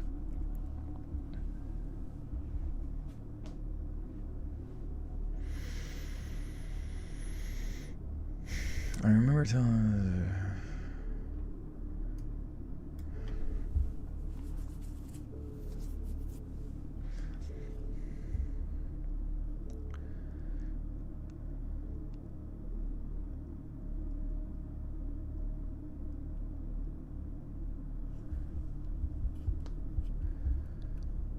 In the eyes of the law, if it didn't display any prominent... What am I saying? Oh. Hey, Jess, what's up? Thank you. Cookies or pie? I guess it depends on what kind of cookies, what kind of pie. Hey!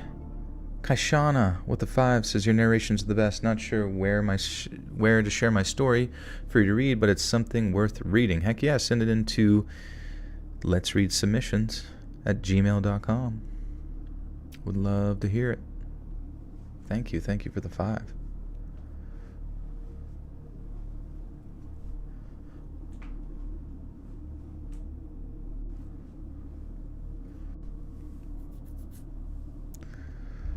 Okay.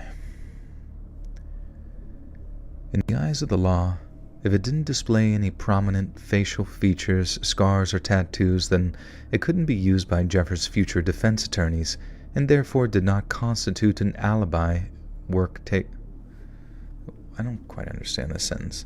And therefore did not constitute an alibi work taken seriously. Oh, worth taking, sorry, jeez. It's like I don't hear it in my head. I'm like Ron Burgundy. Go fuck yourself, San Diego. I can only read what's on the teleprompter.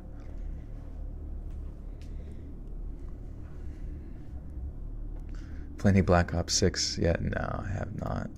Let's look at the reviews, though. Metacritic. And me, as a Division 1 hater, is praying for its downfall. Let's see. 4 critic reviews, 8.0. Based on 95... Wait. Oh. Based on 95 user reviews. Here's a review by Milk Powder. A joyous return to form. Seems like getting Kotick, Bobby Kotick, and letting the devs do what they wanted to do paid off. Most fun I've had with COD since Black Ops 2 released. Honey Badger SC05. First COD game I've played since the original Modern Warfare 2, having a blast, almost as fun as Titanfall 2. Here we go. Here's a 7 out of 10 from Grev Production. This game is at least better than Modern Warfare 2 and 3. I never liked multiplayer as just plain the same with new sauce ingredients that people want to waste something new. The campaign is fine, but with semi-open world is a little annoying to travel for missions, but the story is fine. But I didn't like the open world. Zombies are pretty fun than the rest of the game mode. It is more better than Cold War and Vanguard. There you go. It's more better, guys. That's all you need to know. I won't play it, though, unless there's like something that really like blows my mind about it. I feel like something about it always feels like the exact same frickin' thing. Same frickin' thing all the time.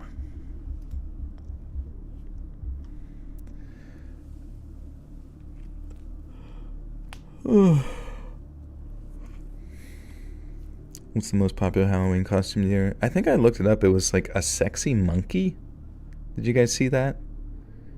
And it was like the butt cheeks were like cut out on the back, and then like where the cleavage was, and then the tail is actually supposed to go like up your ass, which is crazy. Wart. I don't know. I feel like as soon as I started implementing like butt plug into like costumes, that's like kind of like when God has to return and like destroy Earth a little bit. Even if it's just like like LA. Just like a little bit of LA.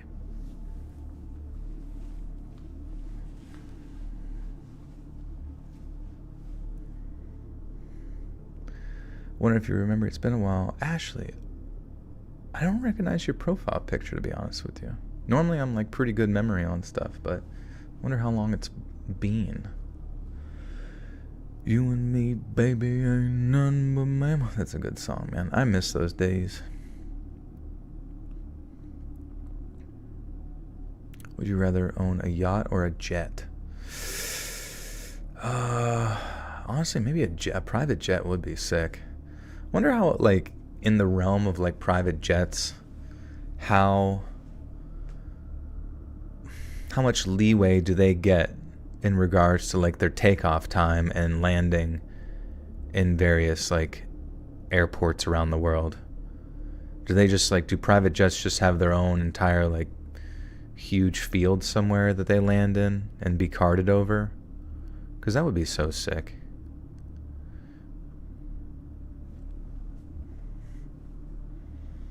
We'll have to ask Taylor Swift.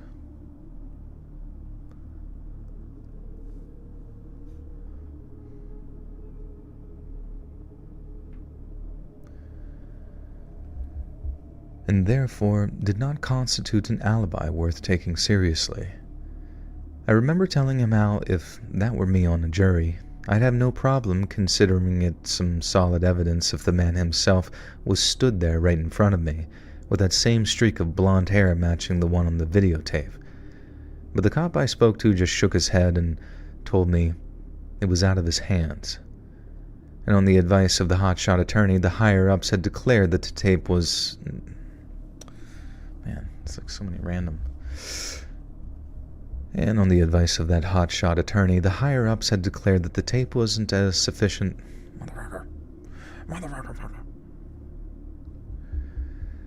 And on the advice of that hotshot attorney, the higher-ups had declared the tape wasn't a sufficient alibi, and that Jeffers was to remain the case's primary suspect.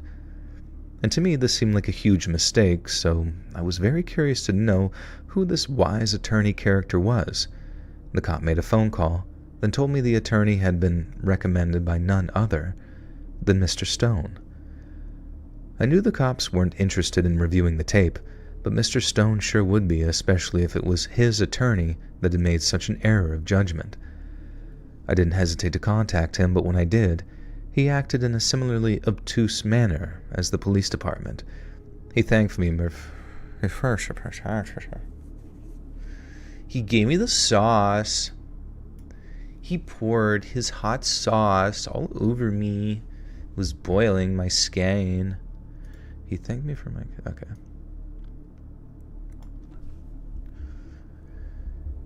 He thanked me for my concern, but advised me to trust in the counsel of his attorney. What? Oh. Saucing on you. Age test. Do you use ... mid-sentence? No, I know I don't, but I know what you mean. There's a lot of like older people, especially within the Facebook boomer realm, that do include way too many ... between like what they want to say between words. I don't even know. It's kind of... I do know what you mean in that like syntax sense. It's called an ellipses, right? The ... ellipses. But it is... I don't know the context exactly how to... But it's like... What are you doing? ... Dinner ready soon... Stop meeting up with that lady behind the dumpster... don't bring her. But it's just...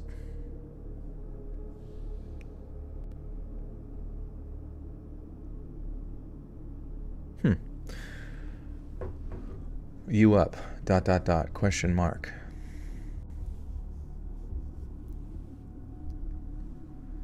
It's pause for laughter because it's hilarious. True. You've gotta ... be kidding me ... These woke millennials ...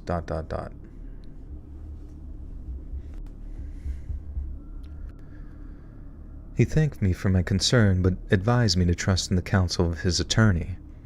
Jeffers had been the most likely suspect, and now he was dead. Case closed. I asked if he'd seen the security camera footage from the bar out near Cape Florida Beach, and he hadn't.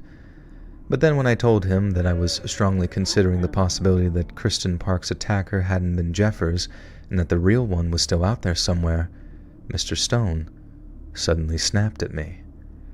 I remember him asking, "Just who the hell do you think you are, buddy?" Then, in a roundabout way, he accused me of trying to piggyback on a tragedy to further my career. I told him that was the last thing I was trying to do, and how the only thing that mattered to me was finding Kristen's attacker before he hurt anyone else. Mr. Stone then replied that if that truly was the case, then I'd respect the opinions and judgments of those more qualified than I. Anything less would no doubt only increase the pain and suffering of those affected. And the last thing I asked him, before he hung up on me, was if he'd at least come and view the security camera footage for himself. And after that, the phone line went... I need to get some water, I think. LBRB. Oh, Peter with the 2 says, it's the wife's birthday tomorrow. Can she get a SO? So, yeah. Wait, what's the SO? Can she get a SO? Can I get an SO? What's an SO? Shit orgasm? I don't know. But happy birthday, wife. Oh, shout out. Okay. Sorry. Not a shit orgasm at all. Shrimp oysters. That's probably it. My bad. Shout out, wifey. Peter, I didn't know you were married. Nice, dude. I'll be right back.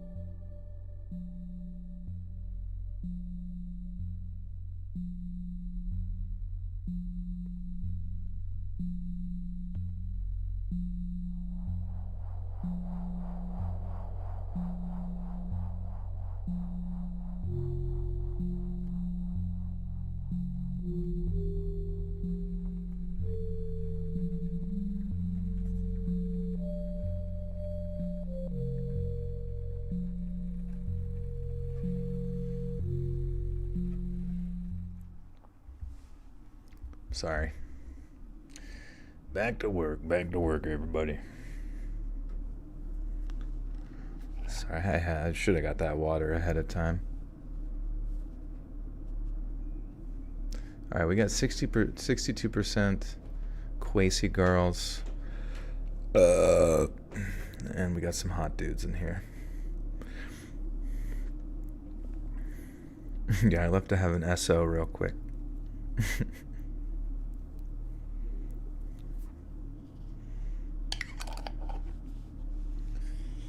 All right. The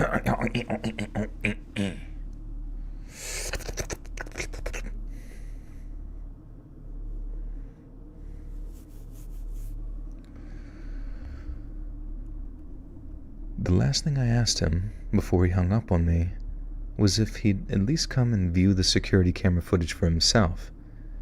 And after that, the phone line went dead.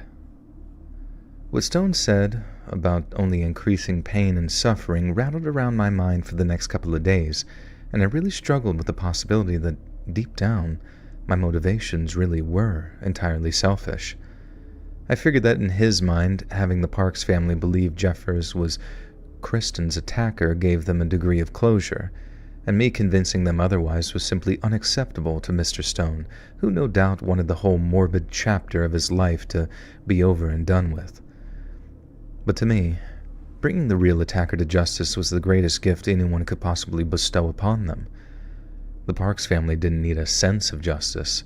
They needed real justice, and with each passing day it looked more and more like it was up to me to provide it. I never reached out to Kristen before. I didn't think that I really needed to. But in coming up against such a solid brick wall, I figured that I had no other choice but to explore every possible avenue of investigation. Kristen had obviously been interviewed extensively in the aftermath of her ordeal.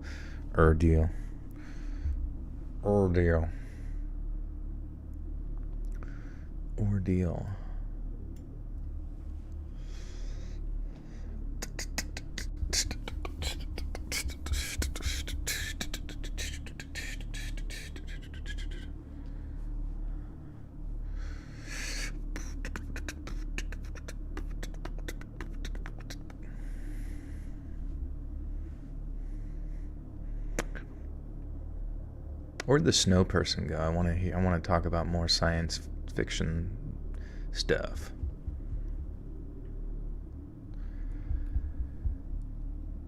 Kristen had obviously been interviewed extensively in the aftermath of her man, that's a hard one to say. Her ordeal. Her hors d'oeuvre ordeal. Say that one 9,000 times.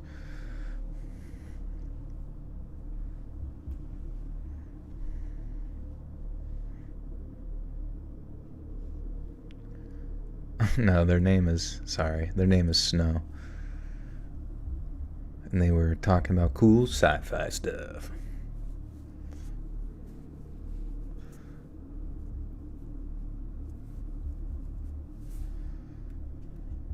But that would be a really that would be a really funny thing. They prefer snow person?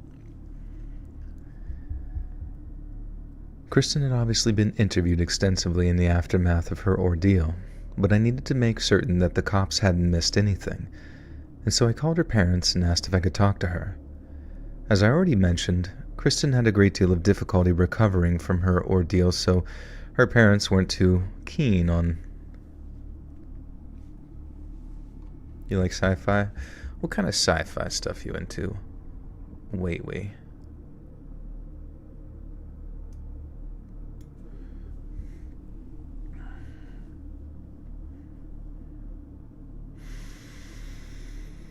You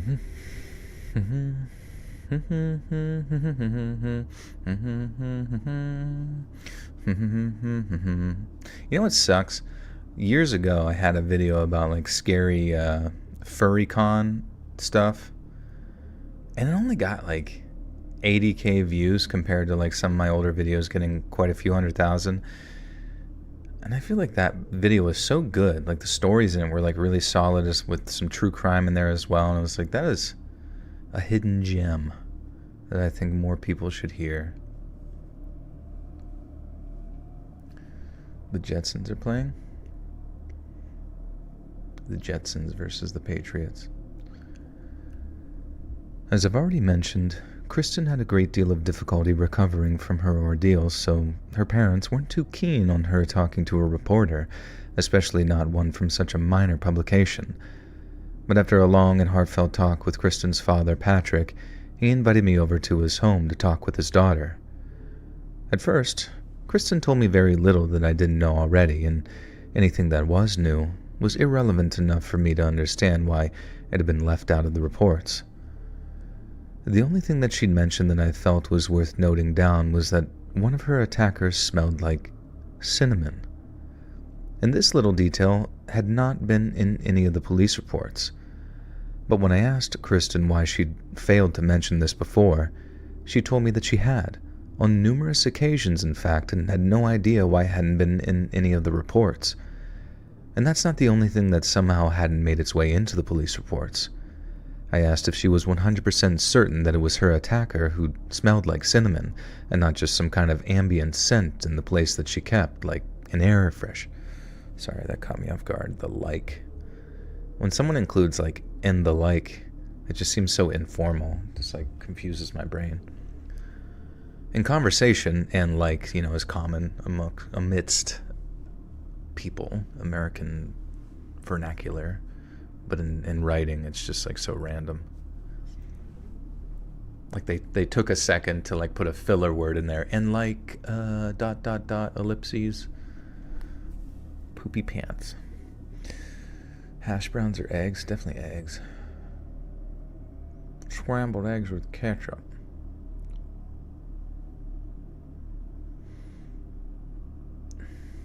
What did I forget? Oh yeah, I was gonna ask you guys, who the fuck was Mr. Stone or whatever? Was that someone who like owned something? I thought that was the dad.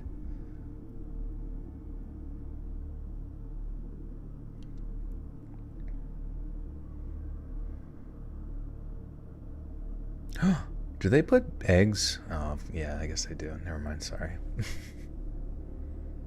Honestly, I would love to have a pancake where they put like an over easy egg in it and wrap it with like some sausage or something, like pigs in a blanket style. That would be good. God damn. Oh my god, no. Like a real big motherfucking pancake. Really big. Well, okay, a crepe. Oh, fuck. Well, know what? I was going to say we just end up with a breakfast crepe. But then I was thinking, no, I'm talking real big pancake, like the size of the whole plate. But then you're like making a breakfast burrito inside of it, essentially. I don't know. And Oreos, too. Put some Oreos in there. Okay, wait. So who was Mr. Stone? Was he Mr. Stone, not the dad? Hey, Future Jin, what's up? Love you, too. Anyone, I need advice. I work as engineer at MIT, but will let me know if permanent mid-December past Friday they called me saying got the job as engineer at Princeton and it's permanent. I'd have to move. MIT.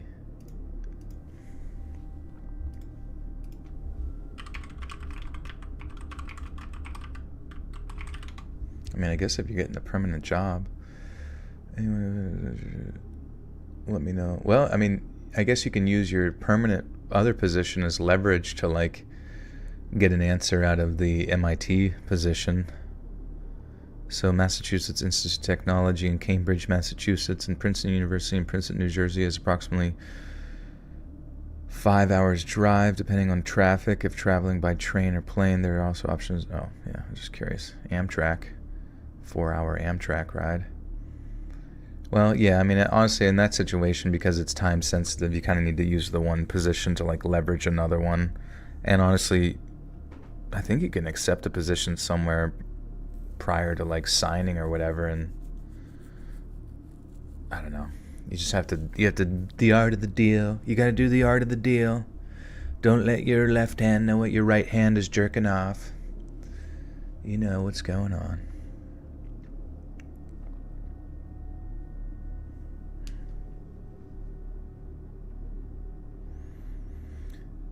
I can get that pancake egg. You know what sucks? Ever since Jacob stopped coming into the chat, so did Stephanie. And so did the Buttersock Prophet. So many characters just left us. And I think that's really unfair, and I actually worry that they hate us. I think they hate us. It's not good. It hurts my heart.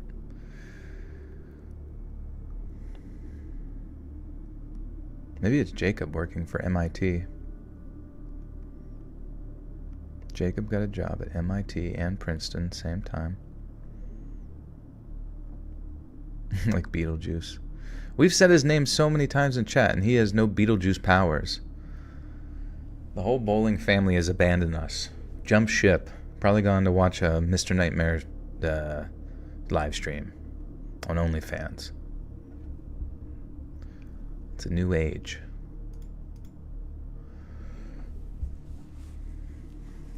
He's off fighting the sex bots. Also, Jacob, if you comment at the end of the stream, you have to give me good news. Good news this time. Only good news. That's all I want to ever hear.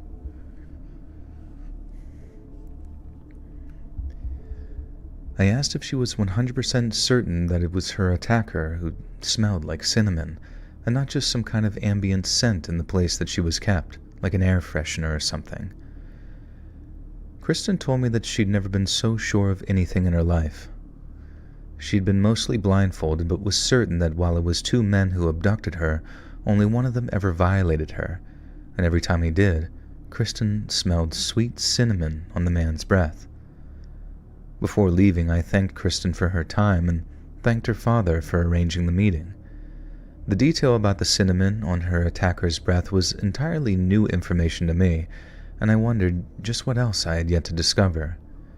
And it turns out, the next big detail was just around the corner. Almost everyone in Pinecrest was familiar with Mr. Stone and his daughter, but I'd been investigating the abduction for almost 18 months before I realized she wasn't an Wait. So it's Mr. Stone that he was talking to.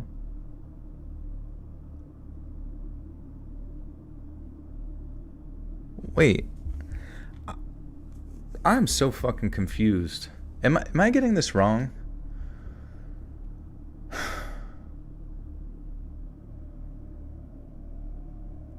Almost everyone in Pinecrest was familiar with Mr. Stone and his daughter, but I'd been investigating the abduction for 18 months before I realized she wasn't an only child. Stone had 2 children. So, because the reason I'm saying this is weird is because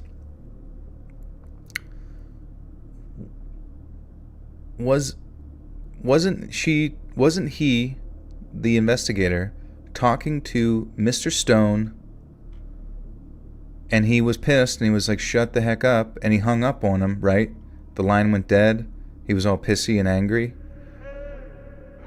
And then he goes to interview the daughter who was violated, and the dad had no issue with that, or there was no dialogue on like the fact that the dad was frustrated or apprehensive, even though he was just like screw off like last. I'm so confused, dude. Solly with the 5 says, I saw Jacob on Dr. Spooks and Mr. Ballin. What the hell, Jacob? I thought you loved us. I thought we were exclusive. What if I do both? Princeton job is 4 days on site with Wednesday remote. MIT meetings I cannot miss is on Wednesdays. What if I fly from New Jersey to Boston on Tuesday nights to be at the meeting? Oh, that sounds like hell, man. I don't know. Like flying back and forth, like flying. Don't do that.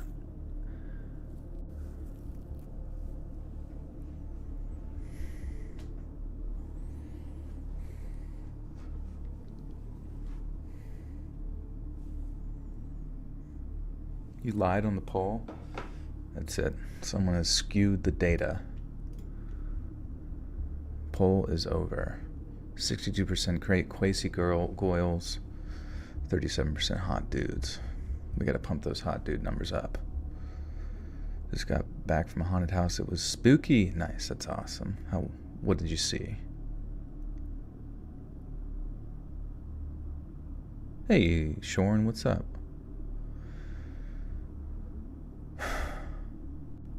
But, I mean, I'm being honest with you. Like, this is so confusing to me where... Here. Is it... Am I dumb? Am I dumb? There was literally just a whole section where it's like the last thing I asked him before he hung up was if he'd at least come and view the security camera footage for himself, and after that the phone line went dead. So Mr. Stone, who I thought was the dad of Kristen, is pissed at him. But after a long and heartfelt talk with Kristen's father, Patrick, who the fuck is Patrick? Is that Patrick Stone? Patrick Starr?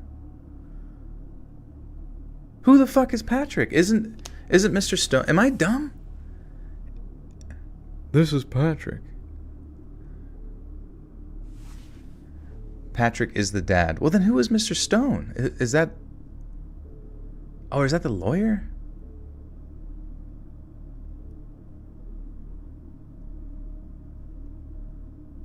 Patrick Bateman? I'm legitimately so confused. I'm about to ask. I'm about to put this into a document because I feel like I'm so flabbergasted.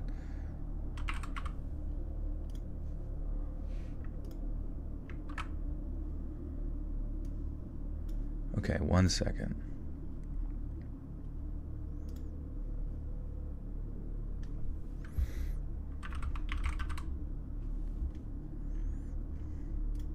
Oh, I also found like a way to, you know, your boot drive, whether it's like your C drive or whatever, whatever you have your operating system on.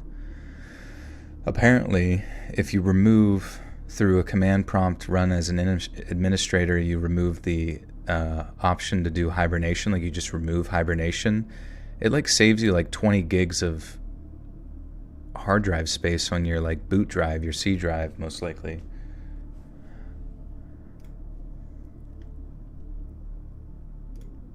Okay, now I just need to clarify this because I don't know why there's something just so convoluted about this that I'm so confused.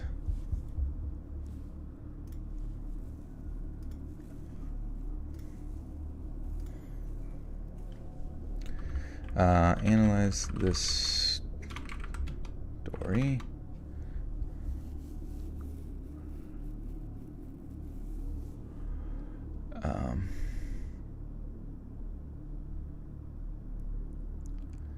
His reaction reports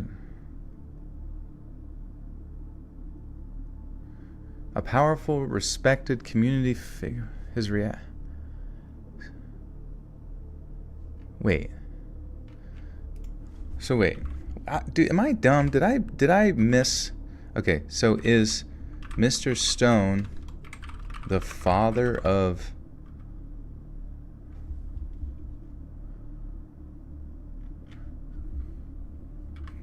Kristen Parks? No, Mr. Stone is not portrayed as Kristen Parks' father. Instead, he is depicted as the father of one of Kristen's friends. Oh, a 17-year-old girl who hosted the Halloween party where Kristen was last. Oh, it's a totally different guy. Dude, I'm sorry. I'm dumb.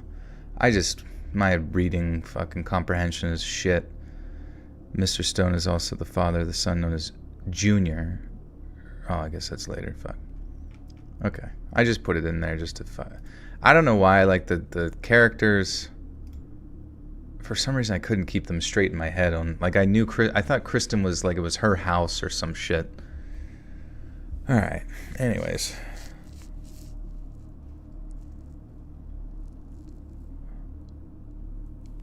Ask who Patrick is. Oh, yeah, okay. Wait. So, okay, but so Mr. Stone is the father of one of Kristen's friends, a 17-year-old girl who hosted. Okay, so it was is the dad. Oh, okay, who let the 17-year-old girl have the party, and Kristen went there, and some crazy shit happened. Okay, I don't know why that like wasn't clear to me, but it's whatever. We're good. We're good. My brain is now jogged and schmogged.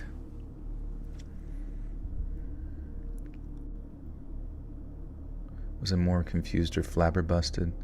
I was bussing. I was bussing real good. As I've already mentioned, Kristen is very difficult to recover from the DS. Oh wait, fuck. She smelled it before leaving. I thank Chris for her time. Alright, we'll just start here. Before leaving, I thanked Kristen for her time and thanked her father for arranging the meeting. The detail about the cinnamon on her attacker's breath was entirely new information to me, and I wondered just what else I was yet to discover. It turns out, the next big detail was just around the corner.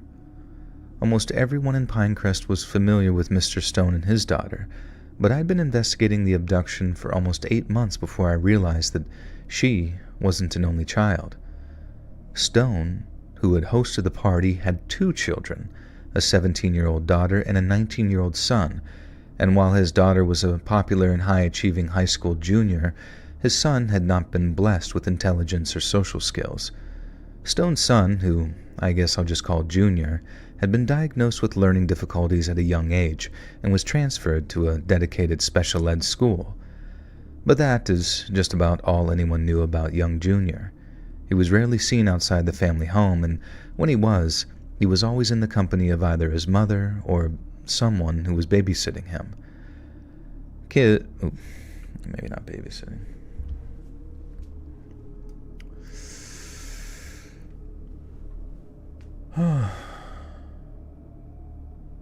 Alright, now all the pieces are starting to come together in my head, and I can see where we're heading.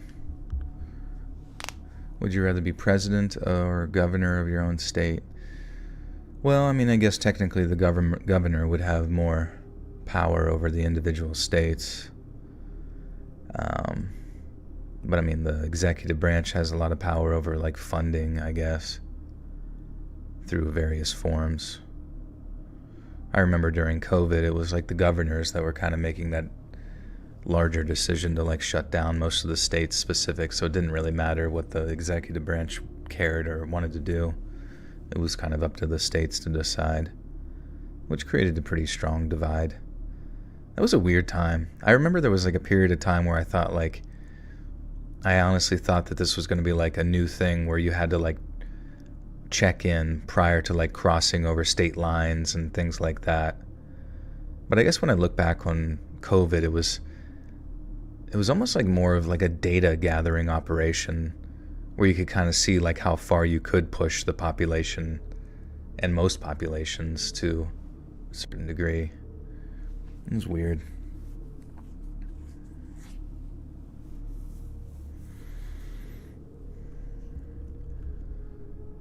He was rarely seen outside the family home, and when he was always in the company of either his mother or some kind of caretaker.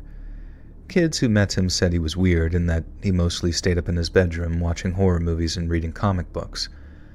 I asked a few of the kids who were at the party if Junior had come downstairs at all or had tried to mingle with the partygoers. Most said no, that they didn't even know that the Stones had a son. But two kids.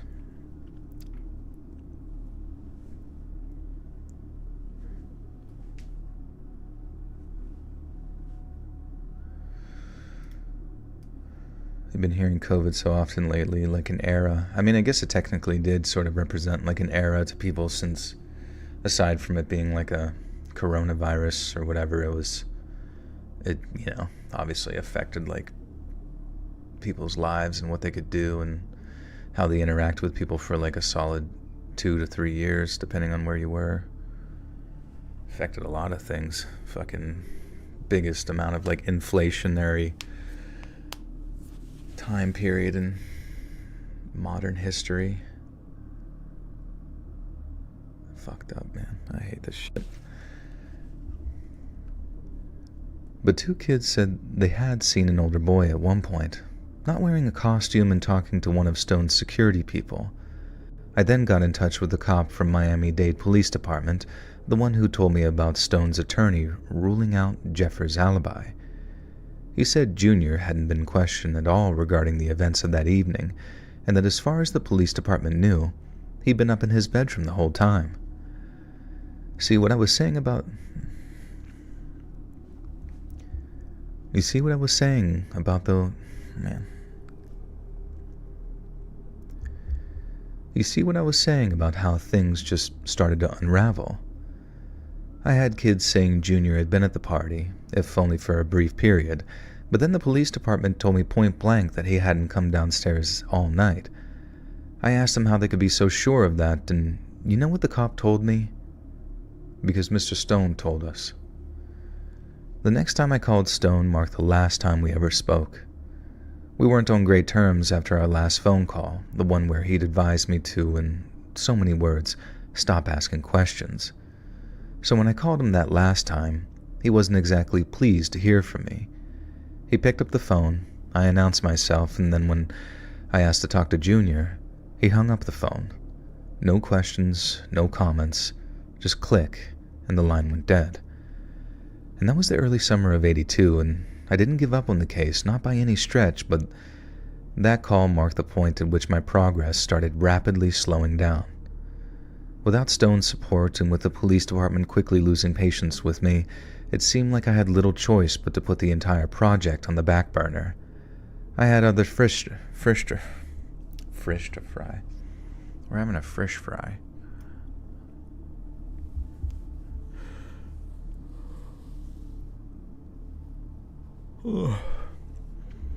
Whippets have been around for 100 years. How's it taking off now? I don't know. It seems like society goes in like cycles, you know what I mean?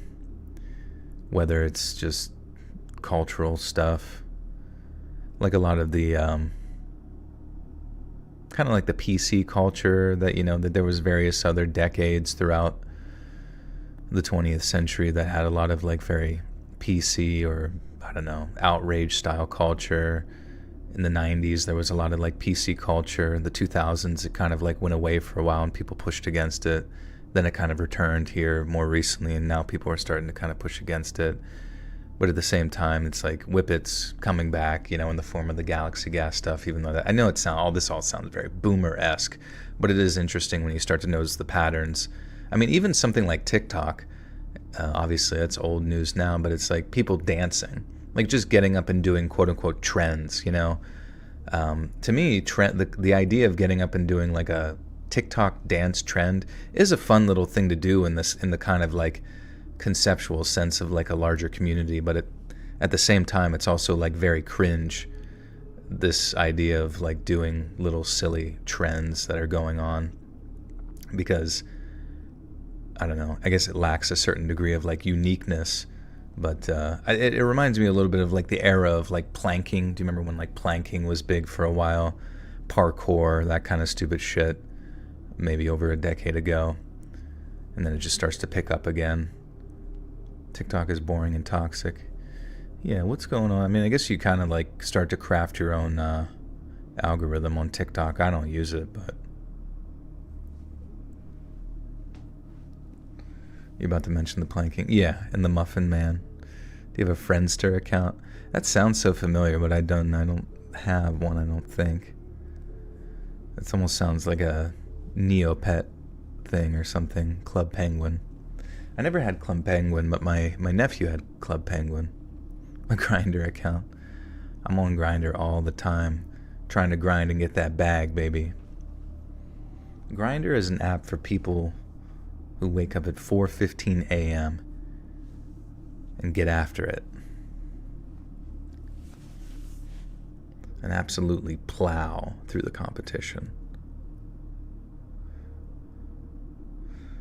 You found your old Neopet account not long ago. Are those sites still active?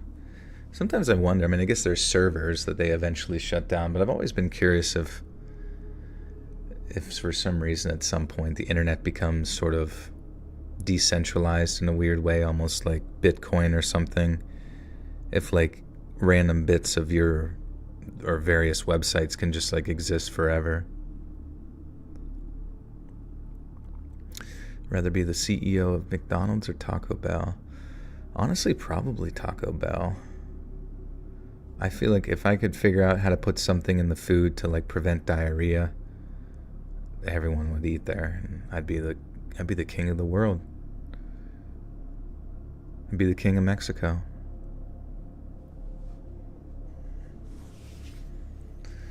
Diarrhea is a feature. That's true. What I'd change about the taco? I don't know. I mean, I guess they kind of increase the quality with like there's like a specific menu that's a little bit more expensive that's maybe more on par, or like somewhere in between normal Taco Bell pink slime diarrhea crap and like Chipotle, which is good. I'm glad they did that. Oh yeah, is that the birria or no? What's my go-to Taco Bell order? Usually just like 50 soft tacos with all the hot sauces. I just love shoveling that shit into my mouth. BTM Reviews with a big 20. This is a thank you for all the entertainment while driving all day. Much appreciated. You're welcome, my friend. Thank you. Hope you're staying safe on the drive. Hope you're stretching afterwards. Driving is tough on my back, dude. If you sit too long, my hips get really tight. Your hip flexors get tight. It pulls on your back, gives you back pain. Hope you're stretching those out, figuring it out. It will save you a lifelong period of pain and suffering. But thank you so much for the 20. Yo quiero McDonald's. I remember hearing somebody say, like, in France that, like, McDonald's was, like, a sit-down restaurant or something. I just can't possibly imagine that they would, like, change that much their, like, business model in, like, other countries to be, like, somehow, like, more fancy candle-lit wine and dines at McDonald's on the dollar menu. That does not probably exist anymore.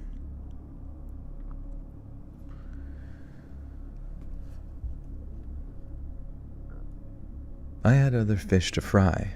Not necessarily bigger ones, but I was a reporter, not a cop. Investigations didn't pay the bills, writing articles did, so I wrote articles on other stuff and let Kristen Parks' abduction case slowly fade into the background. Now cut to late October of 1982, a full year after the Parks abduction, and with it being Halloween time, I was thinking about it a lot. Halloween that year was a Sunday, my one true day off from work, and I spent the evening shaking homemade rum runners and pondering over the case. Officially speaking, it was closed, but I knew Kristen's attacker was still out there, and befitting the season, it haunted me like a restless spirit. I remember heading to bed that night and realizing that it was the very first time a story had gotten away from me.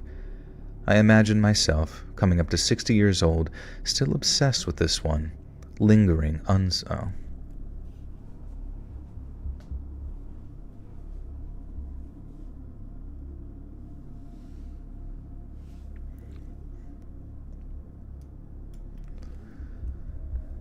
I imagined myself coming up to 60 years...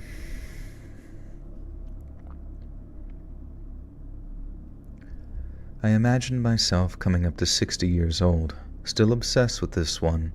Why does that sound so fucking weird? I imagined myself coming up to 60 years old, still obsessed with this one lingering unsolved case.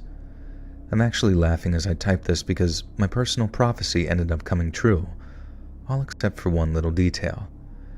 I don't consider it unsolved anymore, and what I didn't realize back then on Halloween night of 1982 was that it wouldn't even be 24 hours before I solved the mystery, and not only figure out who abducted Kristen Parks, but why.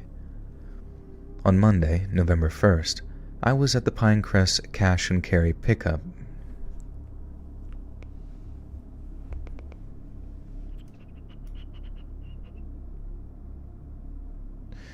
You ever read the stories to yourself first to make it make sense to you? I don't know. I just kind of dry read it, and usually I'm pretty good about finding a rhythm.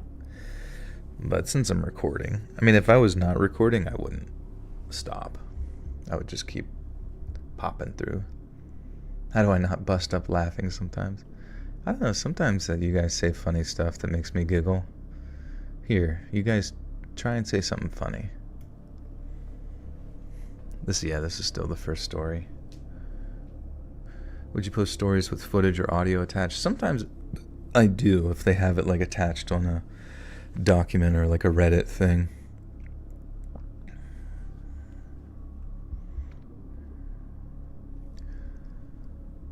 On Monday, November 1st, I was at the Pinecrest...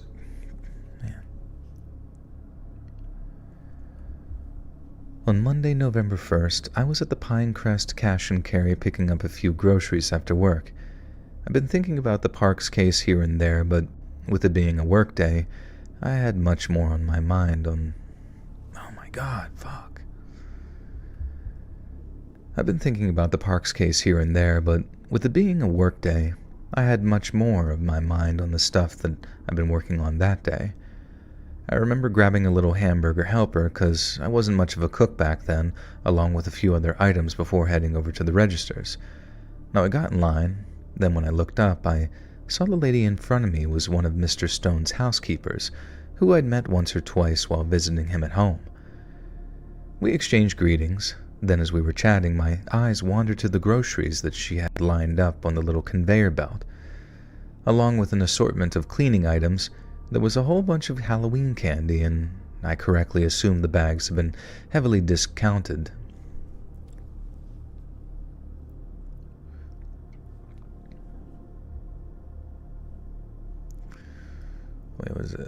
Along with the sort of clean...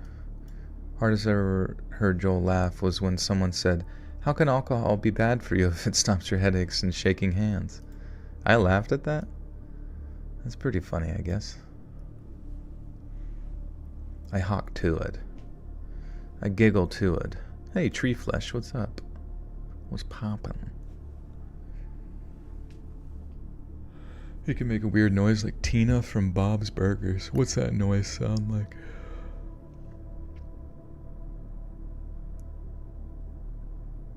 Would you rather be the CEO of YouTube or Reddit? Definitely YouTube, because Reddit's kind of dying. I think Reddit should be taken as like a example of what not to do with like a social media company, because there obviously are like good forums on there, but Reddit is such a fucking like toxic fucking place. Like you cannot have a differing opinion from the hive mind that exists there, or you like instantaneously banned. Sometimes it'll like see your activity or something on like other subreddits, and they'll just preemptively ban you before you even get there. And to me, that's so embarrassing. Like, how are you supposed to keep... I mean, first off, they don't really have a good monetization model, because I don't remember ever seeing any ads on Reddit. Definitely not like high value ones, like the 5-second ones you see before YouTube videos or whatever. But I don't know, man. It's just dog shit. It's filled with a bunch of fucking stupid nerds who think that they're cool and that their brains are bigger, but they're not. And they can't stand ever hearing anything that like differs from their worldview, or they just nip it in the bud as fast as possible. Now, granted, YouTube itself also has like censorious type approaches to things, but they still sort of allow differing opinions to exist within its echo, or within its, not necessarily echo chamber, but within its walls, I suppose, to an extent. And like, to me, I think that at least is able to capture a larger audience that you otherwise wouldn't if all you did was have like a very specific narrow-minded viewpoint on the world. Because you're going to miss out on so much money if you ban everyone, which is what's happening to Reddit. Like, you know, Tencent bought it out years ago for $10 million or something, which is like cheap, even though I guess it's not even really worth that. Who knows? And now it's just like turned to shit, because anytime anything becomes like hyper corporatized like that and doesn't maintain some degree of like fluidity to their like perception and like philosophies and ideologies and all that kind of stuff, it's just going to fail. Because how you gonna, if you're just gonna like cut off 50% of the population because of differing beliefs, you're not gonna make any fucking money. You're just gonna look like a bunch of dipshits. Anyways, yeah, definitely YouTube for sure.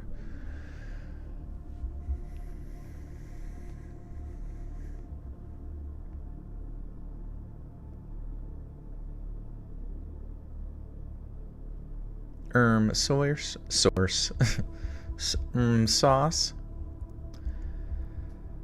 Along with an assortment of cleaning items, there was a whole bunch of Halloween candy, and I correctly assumed that the bags had been heavily discounted due to the end of spooky season.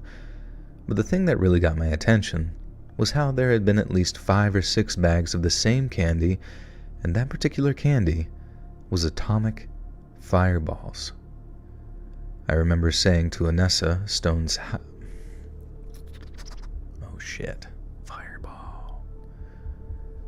I remember saying to Anessa, Stone's housekeeper, that someone must have really liked those candies.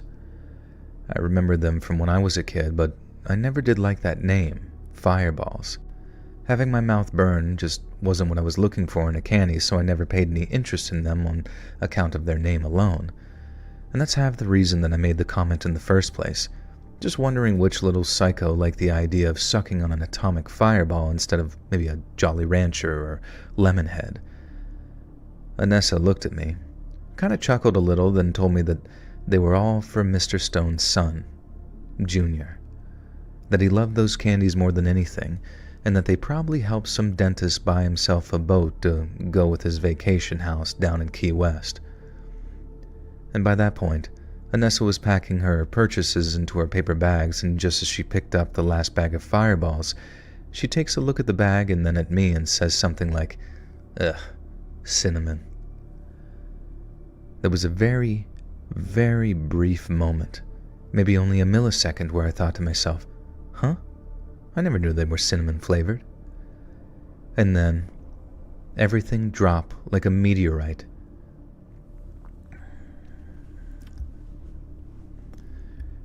And then, I think I screamed there, my bad.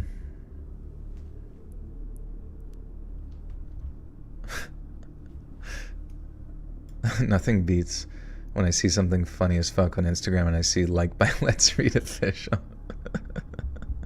That's funny.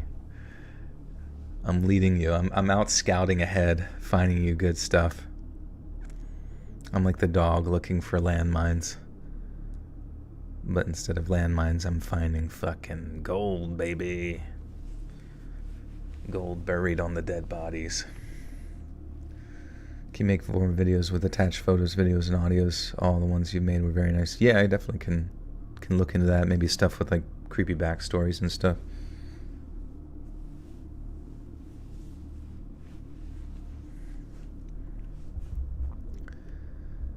Cinnamon. The exact same scent Kristen Parks had smelled on her attacker when he violated her. Oh, wait. And then, everything dropped like the meteorite that wiped out the dinosaurs. Cinnamon. The exact same scent Kristen Parks had smelled on her attacker whenever he violated her. Cinnamon. The favored candy of Stone's son, who lived his life watching splatter films in a windowless room on the 3rd floor and was seen talking to the security guard who just so happened to be the last person to see her talk to Kristen Parks at that party. Frank Jeffers didn't have a van. He also didn't have a place to hold a teenage girl prisoner for a few days either. Not somewhere secure like a storage unit, which is exactly where Kristen was believed that she was.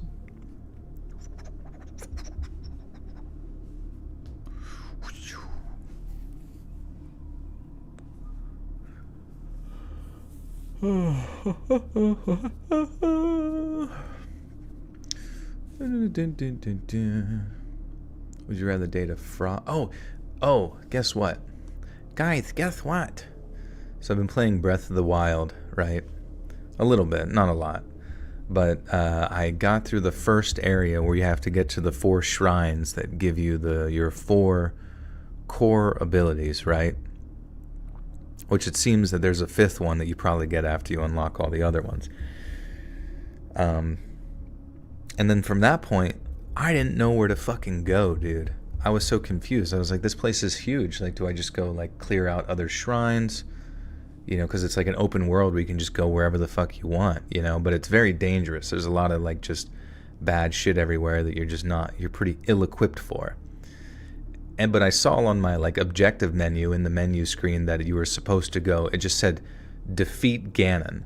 So in my mind, I thought to myself, oh, I'll just go to Ganon's castle, and maybe there's a cutscene where, like, Princess Zelda is there, and she's like, help me, and then Ganon, like, knocks my ass to the ground, and then it kind of begins your hero's journey, where now you realize that he's very strong, kind of like your first Dark Souls boss or something, and now you're moving on to, like, level up and get all your shit. But dude, it was sick. I don't know, it was so unique. I had to, like, infiltrate this castle by avoiding all these patrols, and being that it's like an open world thing and everything's kind of happening organically, it was really cool. And I was finding all these, like, various pathways along the perimeter of the castle to get where I needed to go.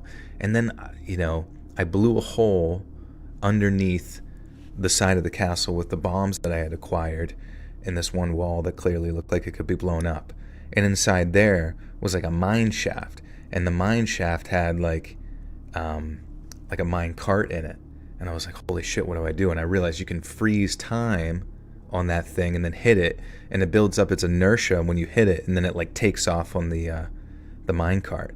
And then that took me off, basically led me to, like, the prison cells within, like, Ganon's place. But the whole time I'm just like, am I supposed to be here? This seems like way too much. And then I just, like, kept progressing through it, and then initially I was, like, avoiding fighting people because they just seemed too hard to deal with. Also, the fighting in Zelda's a little janky. It's actually in some ways, like, worse than Dark Souls, because it's not, like, super responsive when you're trying to, like, lock onto somebody or hit somebody. See, I didn't even get a horse yet at this point. And so I get to this, like, prison. The prisoners are fighting me. I, like, take off running. And then I ended up, and the whole time in my head, I'm like, I'm not supposed to be here, but I'm going to see how far I can make it and just see what happens. And then I end up in this room where there's, like, this giant who's, like, made of bones. And the whole time I'm just like, I'm so fucked. I'm going to have to just load up, and maybe I'll go somewhere else or something. Or I'm just like, I went the wrong way, went to a weird part of the castle. This giant's, like, ripping bones off its body, like, throwing them at me, which in my mind, I'm like, oh, it's, like, weakening itself, which is kind of like some secret thing. And, like, I kept running between its legs, and it would try to hit, and then I just kept, like, spamming its leg till eventually it got low. And then you had to, like, knock its eyeball out and then hit the eyeball because it had its own, like, life meter or something. And then from that point, you, like, get the fucking, like, legend, like, out of nowhere, you just, like, get the legendary Zelda shield, which is, like, sick as fuck. Because it's, like, I don't really understand why everything is, like, broken in that game. Like, you get new weapons that are really sick, and then you just, like, break them so fast, which kind of blows, like, way faster than, like, a diamond pickaxe. But this shield is, like, super durable and can, like, parry moves. Whenever these, like, old guardians that are basically, like, old robots shoot lasers at you, you can, like, deflect them, which is cool as shit. Which really helped to, like, continue to advance to the castle. And there was just, like, so many, like, really interesting organic things that were occurring in that game, as far as, like, climbing along, like, certain areas. The fact that they have climbing mechanics in that game is so cool compared to, like, other games. It felt like the dreams that I would have as a kid about just, because everything about it was so nightmarish, and it was just this, like, open-ended castle that you could use sort of like a degree of your wits, even though it was slightly linear, I suppose, in the way that you approached it. It just felt like I was in a dream. And then randomly, like, by the end of it, I found myself in front of the Ganon, and it just started like a boss battle. And I swear to God, I have 3 hearts, right, which is like nothing. You get hit once, you're dead. And, like, shit weapons that keep breaking. I have, like, next to no food. And I was so close to beating Ganon on my first run through that shit. I'm not even joking. And then I got, like, hit, and I ran out of items because, like, my weapons kept fucking breaking, and I didn't have, like, any, like, apples or, like, cooked food or fucking anything. And so I couldn't, like, restore my health or whatever. And so I was so close to, like, beating Ganon on his, like, 3rd stage or whatever. Or at least, it was like 2 or 3 stages, I believe. And then I couldn't do it. And then you get knocked out of there, and then I just like teleported back to another place, and I'm gonna just like finish the game like normal. But it was just so funny. I was like, holy shit, I didn't realize, yeah, you could literally speed run this game and just skip over all of the other stuff and go straight to Ganon and just beat him. And I was like, that's sick. That's like it's like a weird game design, and in a lot of ways it's not very much like the old Zeldas where you would unlock one item, go do like, very iconic puzzles. Because that's the unfortunate thing, is like when you go to all the shrines and you have access to all of them, they all have like evenly matched puzzles as opposed to puzzles that feel very difficult, I guess. There used to be ones in the previous Zeldas that would like rot your brain trying to figure out, or at least my younger brain. Yeah, any percent speed run. So that's so cool though. You can just like go, because I was honestly so curious. I was like, holy shit, if I beat Ganon, like what the fuck happens? Do I just go skip right to fucking Tears of the Kingdom? The game is fun though. It does feel a little bit barren, I guess, if that makes any sense. Like when you're in the Hyrule, Hyrule Fields or whatever it's called, it kind of just looks like a very like glossy texture that covers everything. Not a lot's really going on. There's like 6 trees total. I don't know. It kind of reminds me of like if you ever had like an uncle who has like a fucking train set or something, where you see like the topographical map of his like train set models. Never mind. We won't talk about my uncle. He just recorded me playing the Song of Storms from Mockery of Time on the piano. It's on my YouTube. I get funky with it. Please check it out, guys. Let's do it. Let's listen to it right now. I fucking love that song. Oh, hell yeah, dude. Thank you for posting that.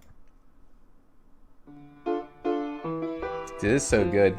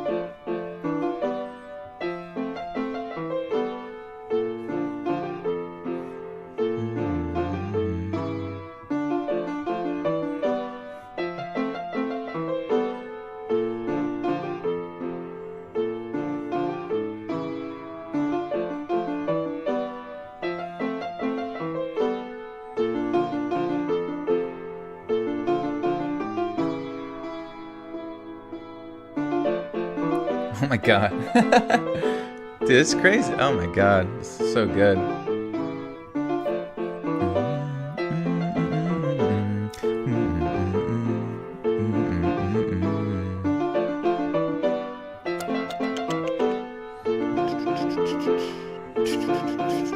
I feel like it's gonna like break out into like a beat.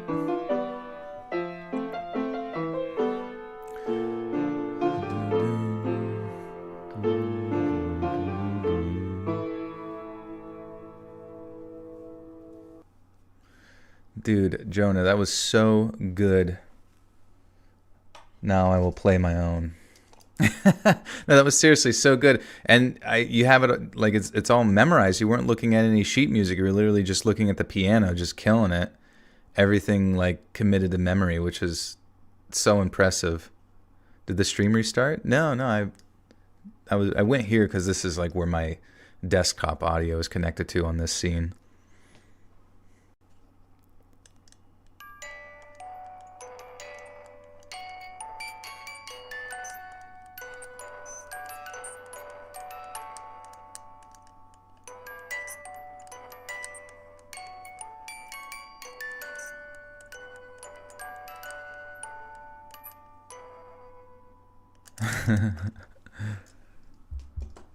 Dude, music is so fucking cool, dude. That's so good. Dude, I want to... Yeah, you should post more music, honestly, Jonah. Like, and just the fact that you have that all committed to memory is like, that's really talented.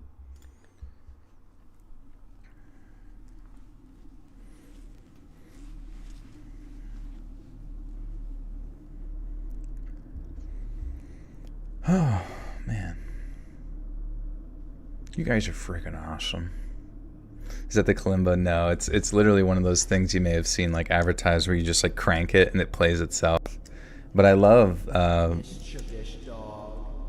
freaking just love Zelda and the Song of Storms, and I don't know, it's just so iconic.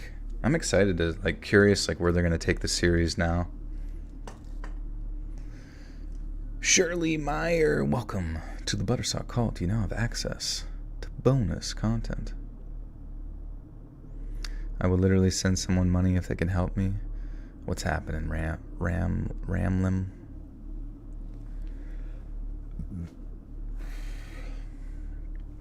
What song should you do next? Man, what's the... I'm trying to think. What's the one where it's like the forest? Is it Forest Song?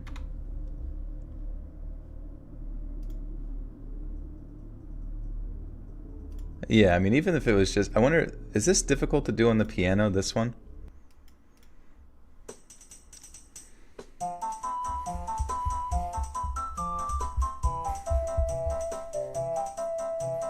It's called Soraya's Song, Lost in the Woods. Or The Lost Woods, sorry.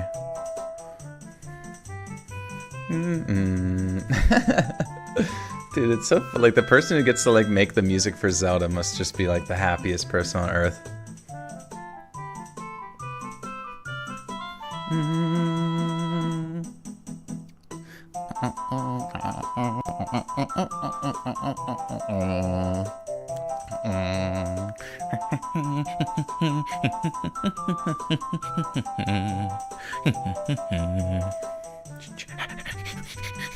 Just running through the forest, you're real small.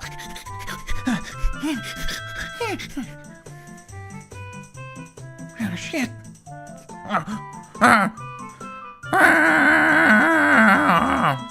You get picked up by like a bear. It's ripping you in half.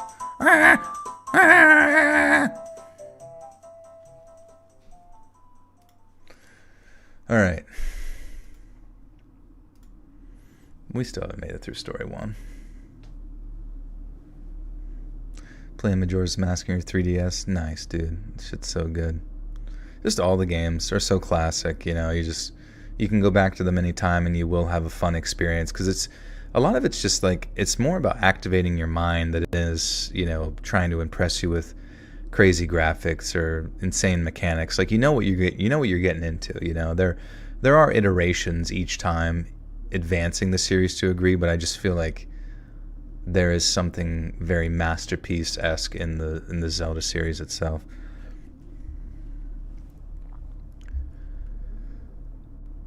Not somewhere secure, like a storage unit, which is exactly where Kristen believed that she was being held.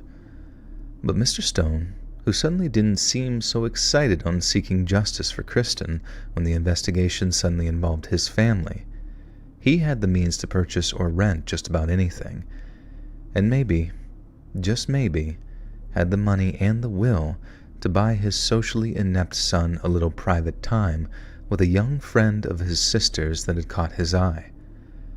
Back then, as I put it all together, it almost seemed too crazy to even contemplate.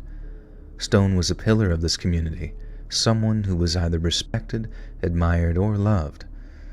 To even entertain the idea that he was a cold-blooded psychopath who facilitated the abduction and violation of an underage girl, it seemed like sheer madness. But then the more I thought about it, the more it started to make all the sense in the world. The gathering hadn't been a Halloween party at all. It had been a teenage meat market from which Junior could select his victim. The next chance I got, I told my editor that I wanted to talk to him, and through a series of oddly specific hypotheticals, I told him what I was thinking and how I arrived at that position. As you can imagine, He stared at me slack-jawed for half the time I talked, especially towards the end when I got to all the stuff about Junior. Or more specifically... Or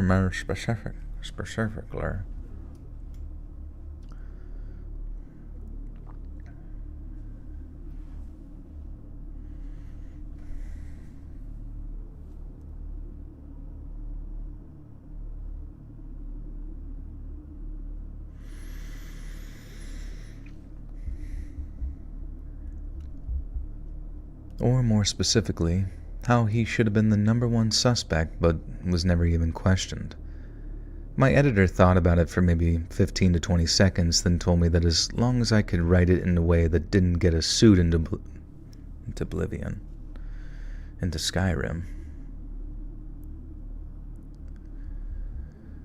My editor thought about it for maybe 15 to 20 seconds, then told me that as long as I could write it in a way that didn't get us sued into oblivion, then he'd get it checked over by the paper's legal department, then out onto the presses. If all we were doing was asking the right questions, we'd be protected by the First Amendment, and there was nothing Stone could do about it. But, as we came to find out, that wasn't entirely true. A few days later, I was about a third of my way through the article when my editor called me into his office and showed me a draft copy of the next morning's paper. Right in the middle 2 pages of the paper, Mr. Stone had bought a full-page ad for his boat showroom and another page to exclusively advertise his new Sea-Doo range of jets. Sea-Doo? Is that a thing? I thought it was like a ski-doo. Oh, it is a thing. Yamina, what's up?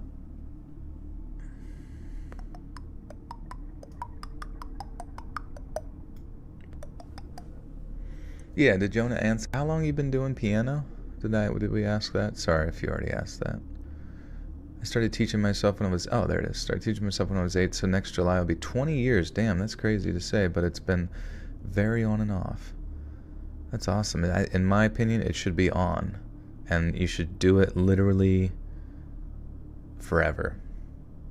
I know that sounds like lame or whatever, but I think it should just be like a language. Like you speak the language of the piano, and you will speak it, and it will be your people's culture forever.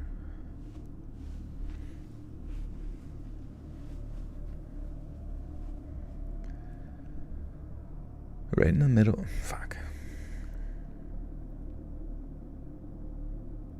Replacing drugs and alcohol with piano. That's good. That's really all you can do. You know, you have to find new sources of dopamine, change those dopamine pathways, those reward centers in your brain with something that brings you joy and is a positive outcome for life. And I think piano, maybe exercising, you look like you have a very long body. I don't know if you've ever done rock climbing, but you look like you would be really good at rock climbing. So I think, I don't know, maybe something like that could be helpful.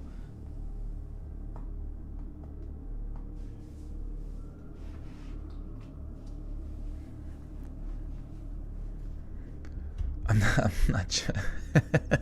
I'm just giving an observation. I'm sorry. Right in the middle of 2 pages of the paper, Mr. Stone had bought a full ad for... Right in the middle Right in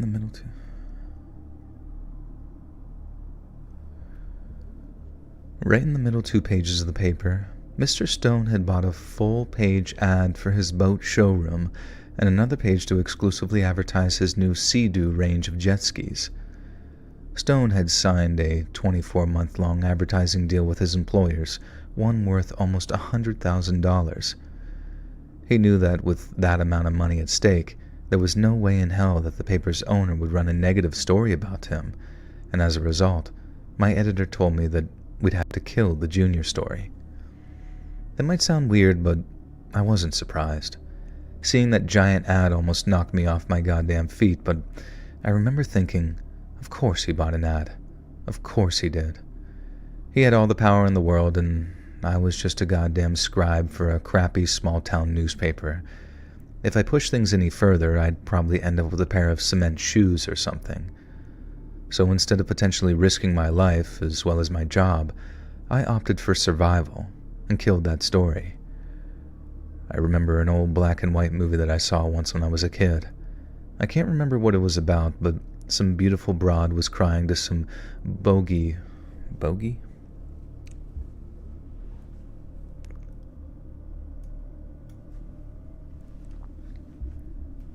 Joel wasn't kidding about me. Yeah. I'm sorry.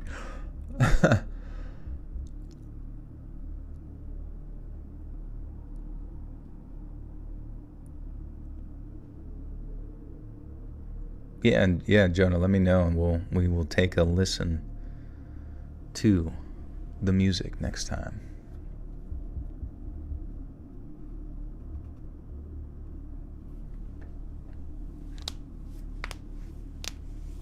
Would you rather have the ability to stop time or the ability to time travel?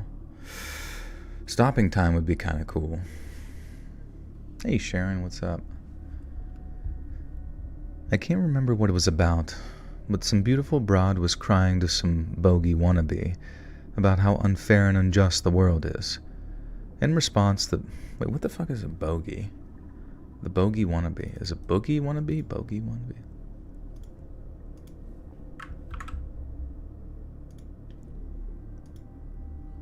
Boogie? Bogey.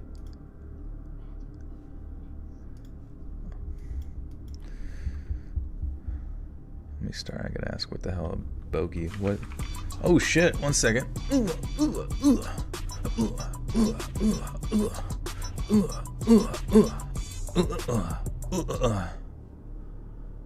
Ree with the big 30. Thank you. My hubs and I would have celebrated our 18th anniversary this Halloween. He died last month. Keep your loved ones close. Treat them well. Don't take them for granted. I hope the fucker doesn't haunt me. Good night.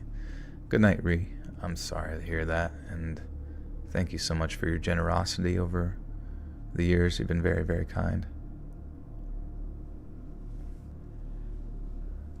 Oh, Humphrey Bogart. Okay, so bogey. That makes sense.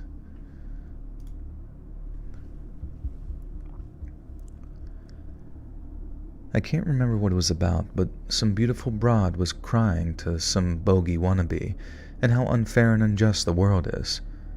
In response, the bogey wannabe said something like, That's the way the world works, kid. Always has. Always will. When I first heard that, I didn't believe it was true. But I feel like the whole process of growing up and becoming an adult is finding out that it is, and that a truer statement has never been spoken.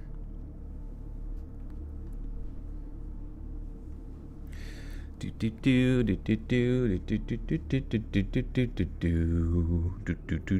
you rather have a pet monkey or donkey? What kind of monkey?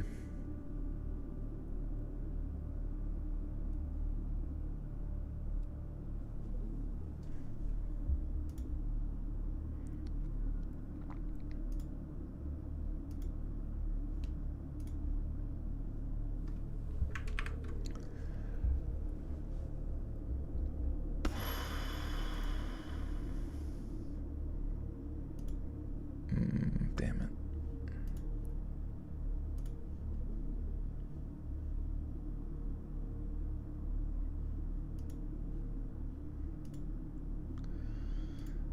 Okay.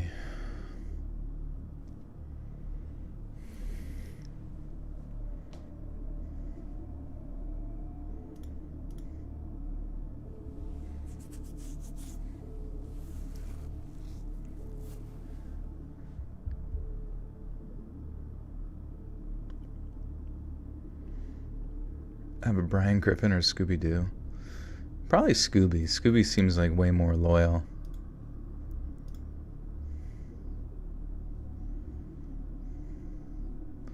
So, okay, so we got 2 more stories. A pet whale or bull? I don't know, what kind of whale are we talking, and where would you even keep a pet whale? You'd have to go out into the ocean to see it. monkey with venom. Oh, like the little tiny ones that have like the venom on their back of their teeth or whatever. What's the time? It is now midnight over here. I gotta get boogieing. Well, I have some more to read, but...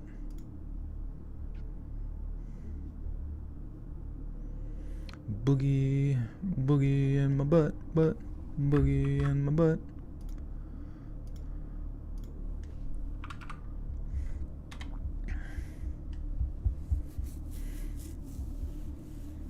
Yeah, and Brian's a drunk. Does Brian ever actually do anything on the show? Does he actually end up, like, writing something? I would bet there are other venomous monkeys we're still unaware of. Can you imagine if you got to discover a new type of monkey? What an honor that would be.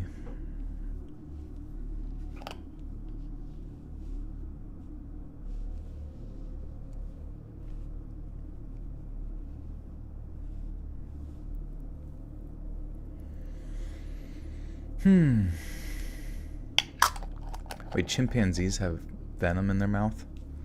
I guess maybe if they get you bacteria on you or something like that.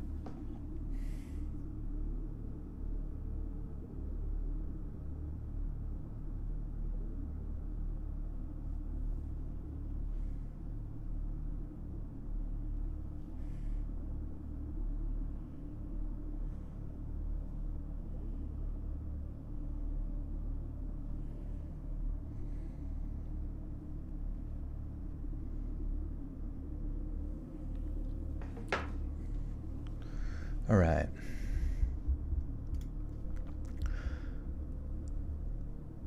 Just prior to 10 p.m. on Saturday, October 30th of 1993, 3 men walked through the doors of a single-story red brick bar named The Rising Sun. The Rising Sun is situated in the northern Irish village of Greysteel, a Catholic-majority town of just over 1,000 people, which lies on the northwestern coast of County Londonderry. Oh, man. I guess we'll verify all these words.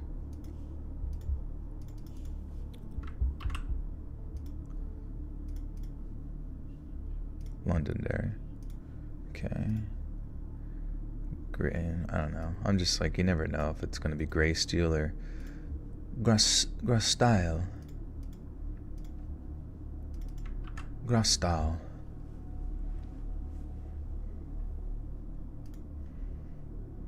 We'll just go with Greysteel.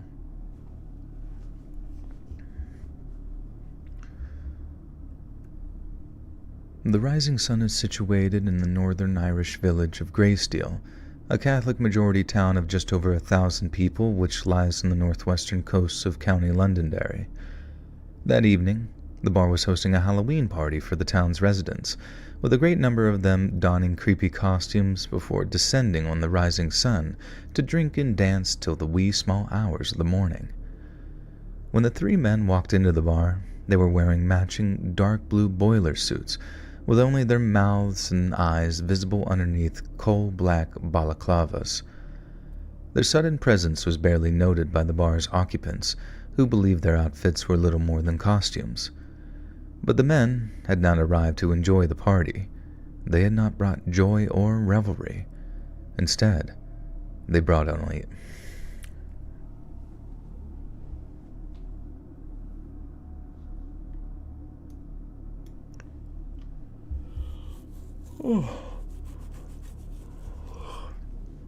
Is Seth MacFarlane a drunk? I don't know. He definitely lost a lot of weight whenever he finally became very Hollywood and got that Hulu deal years and years ago. And I know Brian Griffin is like based off of him or something, but I also think it's based off of like his hyperbolic presentation of what he views himself as being, you know, like the pretentious left-wing sort of writer, nerd, drunk, self-loathing type, which was kind of an interesting archetype, I guess, back then. Is it archetype? Is it the word? Anyone got Halloween costume ideas? I never know what to be. Yeah, what should they be? But the men had not arrived to enjoy the party. They had not brought joy or revelry.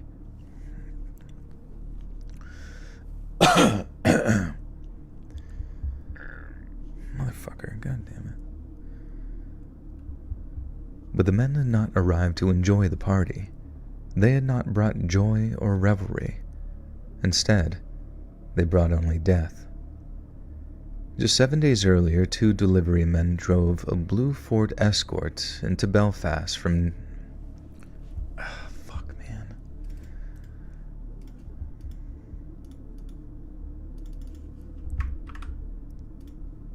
Ardenite. Oh, no, fuck. How do they not have Ard... How to say... Ardoin? Oh, okay. The stress is on the second syllable. It rhymes with coin. Ardoin. Interesting. Gentlemen? Dr. Weird? Who's that?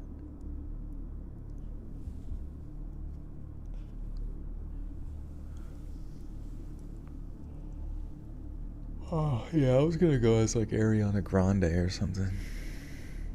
Something chill.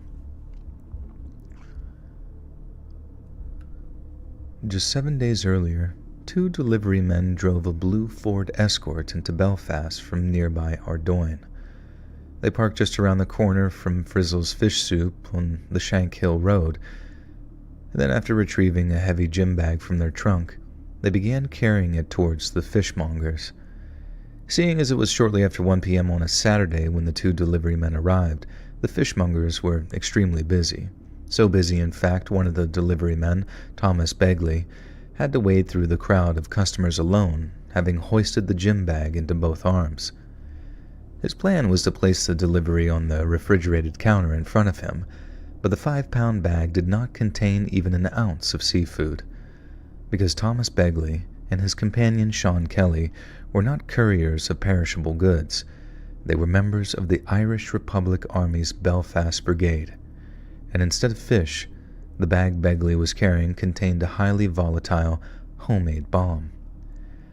Begley's plan had been to place the bomb onto the counter, announce that it contained an explosive device, and then order the fishmonger's proprietor and customers to make a swift exit. The civilians on the ground floor of the shop were not his intended target, and in reality, the bomb was intended for those on the shop's second floor. You see, that afternoon, the second floor of Frizzle's Fish Shop was the location of a meeting between leaders of the IRA's arch-rivals, the Ulster Defense Association. Formed in...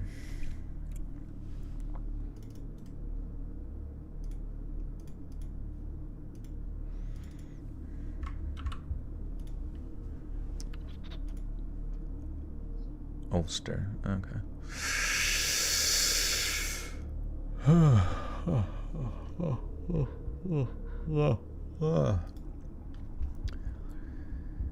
You see, that afternoon, the second floor of Frizzle's Fish Shop was the location of a meeting between leaders of the IRA's arch-rivals, the Ulster Defense Association. Formed in September of 1971 and intended as a kind of parent organization to various armed militant groups who remained loyal to the British Crown, the UDA's twin goals were to defend Northern Ireland's Protestant population and to combat what was referred to as the militant republicanism of its IRA enemies. According to intelligence provided to Begley and Kelly, some of the most high-ranked UDA officials in the country would be packed into an upstairs room on that dreary Saturday afternoon, meaning just one well-placed bomb could potentially wipe out their entire leadership. But despite the IRA's meticulous planning, they got 2 things horribly wrong. The first was that the UDA's meeting had ended hours earlier, and the second floor of the fishmongers was completely unoccupied. The UDA's leadership made a habit of disseminating false information, even among its lower-ranking operatives, to ensure their movements and whereabouts were difficult to track. As far as most people knew, their meeting was due to commence at around 1 p.m., but in reality, it started at around 10 a.m., meaning by that 1 o'clock that afternoon, not a single member of the UDA's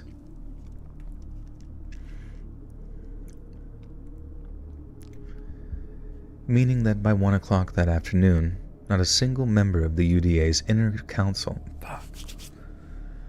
Ah, fucking hell. Can you do a pretty plushie and just call it Black Cat Plushie to avoid copyright? Yeah. Yeah, I'd probably do that.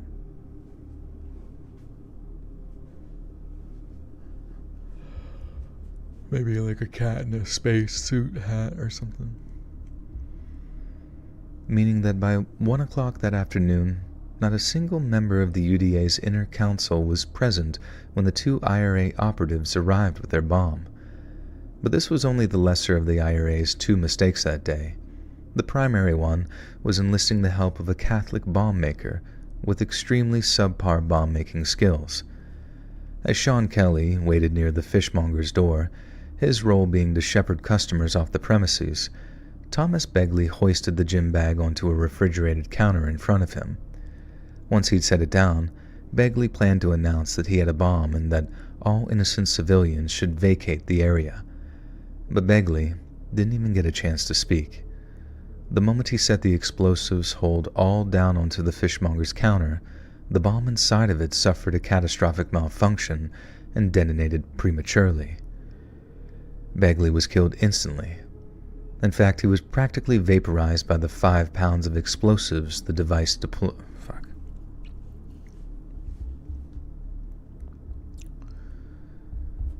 Begley was killed instantly. In fact, he was practically vaporized by the 5 pounds of explosives the device employed. But sadly, he was not the only one to lose his life. 63-year-old John Frizzle, the fishmonger's owner, was also killed instantly when Begley's bomb exploded, along with his 29-year-old daughter Sharon and 13-year-old Leanne Murray. Am I saying this right?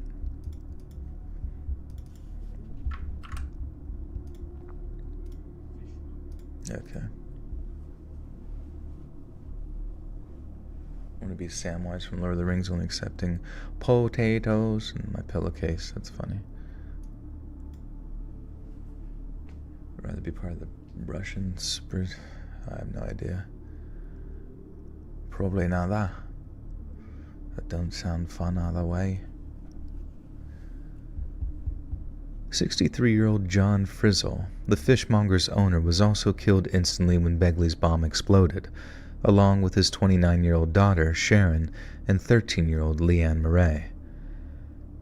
The IRA did indeed assassinate a member of the Ulster Defense Association that day, in the form of 27-year-old Michael Morrison, who just so happened to have stopped by to pick up some fish. Yet their bomb also killed his partner, Evelyn Baird, along with their 7-year-old daughter, Michelle.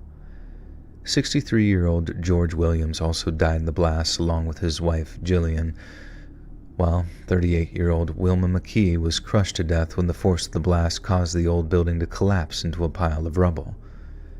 In total, almost 60 people were injured by shattered masonry.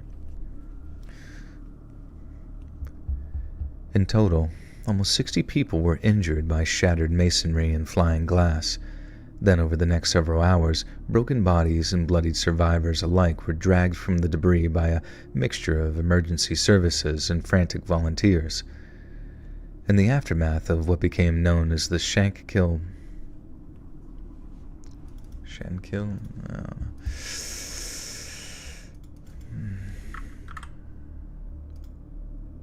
How do they not have that? How do you say? I never knew there was a Catholic division of bomb making. Yeah, I almost feel like it was a bit of a joke. Never hire a Catholic bomb maker, I don't know. Something like that. Sean Kill. The stress is on the first symbol with Shan sounding like can. Shan Kill. Okay. In the aftermath of what became known as the Shankill road bombing, there was an outpouring of ferocious indignation from Belfast's Protestant community.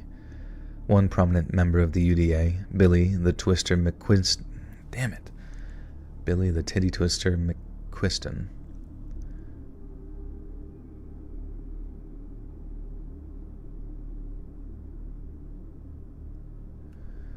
One prominent member of the UDA, Billy the Twister McQuiston, told a British journalist that, and I quote, "Anybody on the Shankill Road that day, from a Boy Scout to a granny, would have gone out and retaliated if you've given them a gun."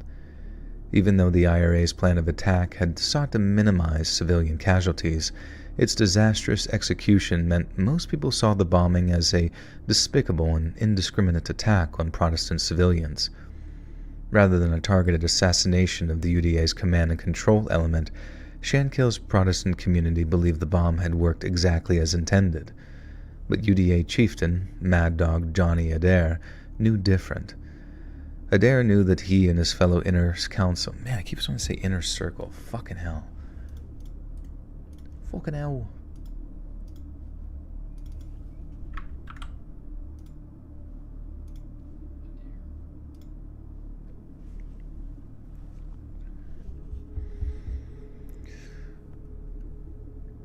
Adair knew that he and his fellow inner circle had been the bombing's true target, but as the commander of sectarian militants, community tensions were his bread and butter, and he wasn't about to let a good crisis go to waste. That night, as he departed his home in a personal vehicle, Mad Dog Adair was stopped by Northern Irish police officers, and when asked where he was going, Adair simply replied, "I'm away to plan a mass murder." Detaining him meant signing the death warrants of many of their fellow officers, so the police officers allowed Adair to go about his business, knowing all too well that killing was his business, and business was good.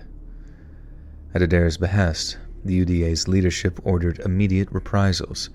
Just hours after the bombing, the UDA claimed responsibility for the fatal shooting of a Catholic delivery driver after he was lured to a bogus call on the outskirts of Belfast.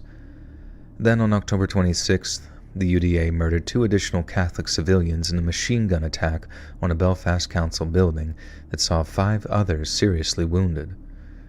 Both attacks satisfied the UDA leadership's desire for vengeance, but the attack's true purpose was to serve as a distraction.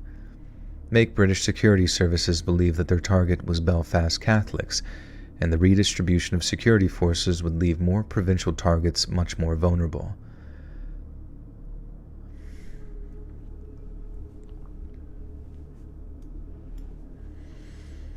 Joel, are mods paid based on how much the YouTuber they mod for pay them, or does YouTube pay mods at a set rate? No, the mods aren't paid here.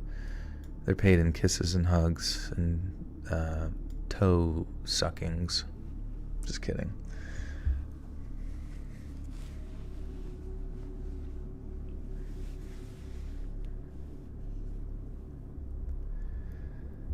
Make British security services believe that their target was Belfast Catholics, and the motherfucker, god damn it.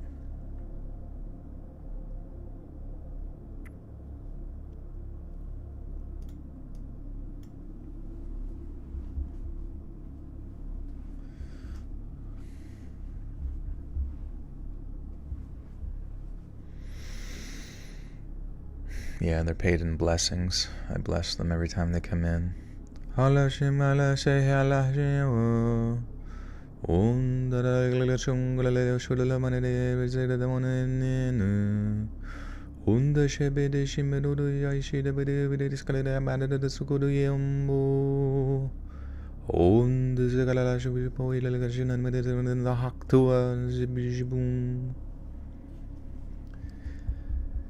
Make British security services believe that their target was Belfast Catholics, and the redistribution of security forces would leave more provincial targets much more vulnerable. Targets like the Rising Sun Bar, lounge, and restaurant over in... Motherfucker! Lost in the Mood, thank you for the gifter to Andrea Strong. Welcome, Andrea, thank you. Lost.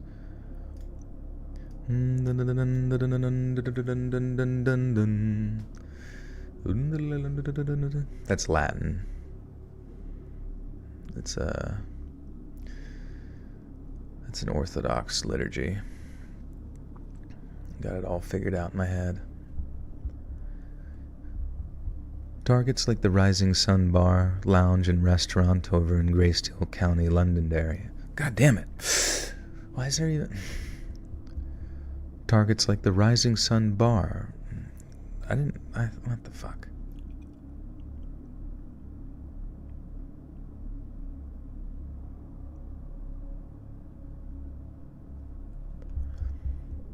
targets like the Rising Sun Bar, Lounge, and Restaurant over in Greysteel County, Londonderry.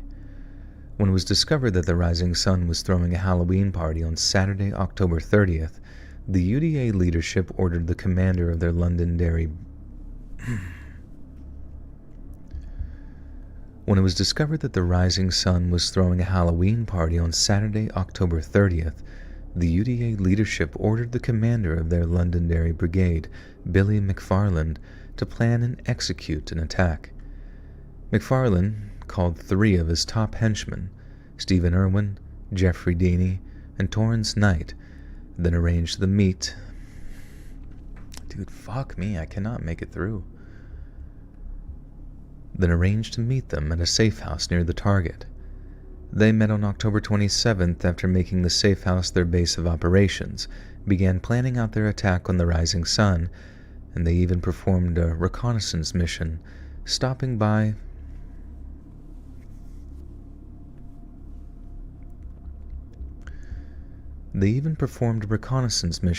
and stopped by the bar for drinks one night to scout out entrances, exits, and optimal firing positions. It's chilling to think about. Just a few nights before the attack, the bar patrons shared drinks with the same men that, just a few nights later, would return to murder them. Finally, on the evening of October 30th, 1993, Irwin, Deeney, and Knight traveled by car to the Rising Sun, with a 4th man driving ahead of them as a scout. When the scout observed that the Halloween party was in full swing, he gave the nod to the UDA kill team, who parked their stolen Opel Kadett. I don't know how to say this one. Fucking hell, fucking hell, well. Fucking hell, fucking hell, fucking hell, fucking hell, well. Fucking hell, fucking hell, fucking hell, Alright, Opel Kadett.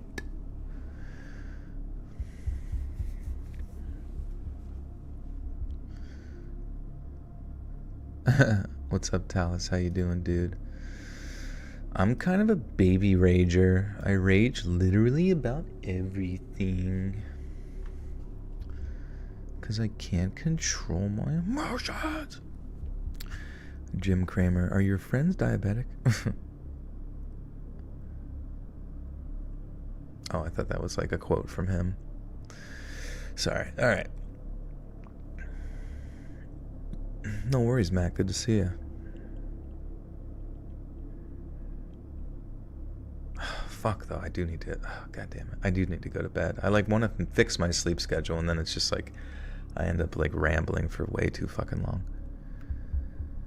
When the scout observed that the Halloween party was in full swing, he gave the nod to the UDA kill team, who parked their stolen Opel Kadett outside the bar and then walked inside wearing boiler suits and balaclavas. When 3 men walked inside armed with an assault rifle, a 12-gauge shotgun, and a semi-automatic pistol, some partygoers believed it was nothing more than a practical joke. 1 or 2 of them laughed at the sight of the men, dressed in their matching boiler suits, poorly fitting masks, and old replica firearms. But while they might have been old, their weapons were most certainly not mere replicas, and as more and more of the bar's patrons realized what was happening, they fell silent. When Stephen Irwin, armed with a Czech AK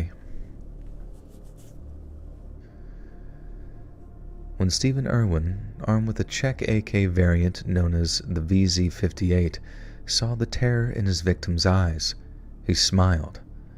Then after raising his rifle, he screamed, "Trick or treat," before he began shooting. Jeff Deeney, armed with a 9mm handgun, fired a single bullet at a woman trying to flee before his weapon jammed, and he spent the remainder of the attack trying to clear the stoppage, but was not calm or cool-handed enough to do so.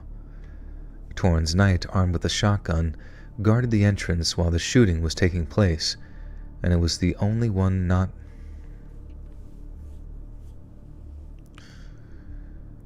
Stephen Irwin, on the other hand, fired... Oh, wait. Fucking Christ. Torrance Knight, armed with the shotgun, guarded the entrance while the shooting was taking place, and was the only one not to fire his weapon in anger. Stephen Irwin, on the other hand, fired a total of 60 steel-jacketed bullets at the partygoers from his fully automatic assault rifle. It took just over 2 seconds to spray the interior of the Rising Sun with exactly 30 rounds of 7.62 ammunition, with each round traveling at over 700 meters per second. They chewed through the wooden frames of tables and chairs, punched fist-sized holes through human bodies, and sent glass splinters exploding across the room at speeds that caused them to become embedded into the unfortunate patron's flesh. Why does that sound so odd? In the unfortunate patrons' flesh.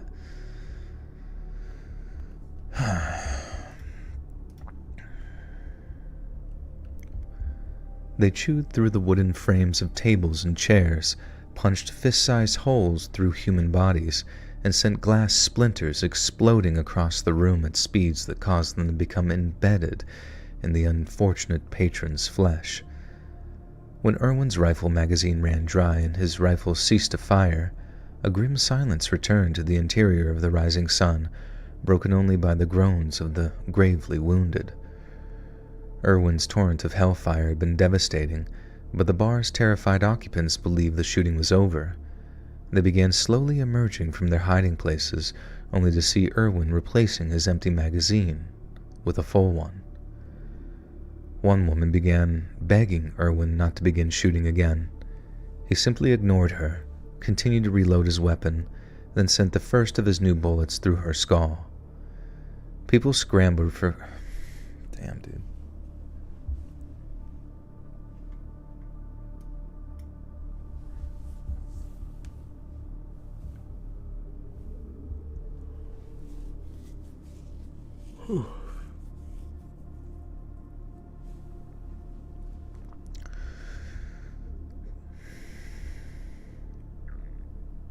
People scrambled for cover as Irwin once again began spraying the room's occupants at random, and again it took mere seconds for him to send an astonishing amount of lead ripping and tearing through fixtures and figures alike.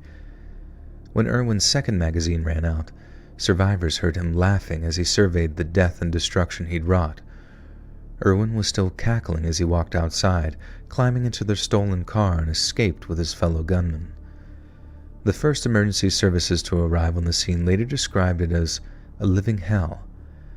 Dead and dying patrons were scattered across the dance floor, while entire sections of the floor had become glittering puddles of blood and broken glass.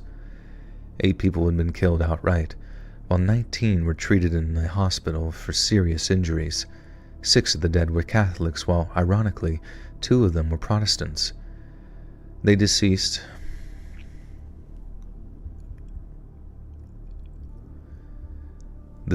were identified as Karen Thompson, aged 19, and Stephen Mullen, aged 20. Also among the dead were Moira Duddy, 59, and Joseph McDermott, 60. The others included James Moore, age 81, John Moyne, age 50, John Burns, age 54, and Victor Montgomery, age 76. The following day, the Ulster Defense Associated?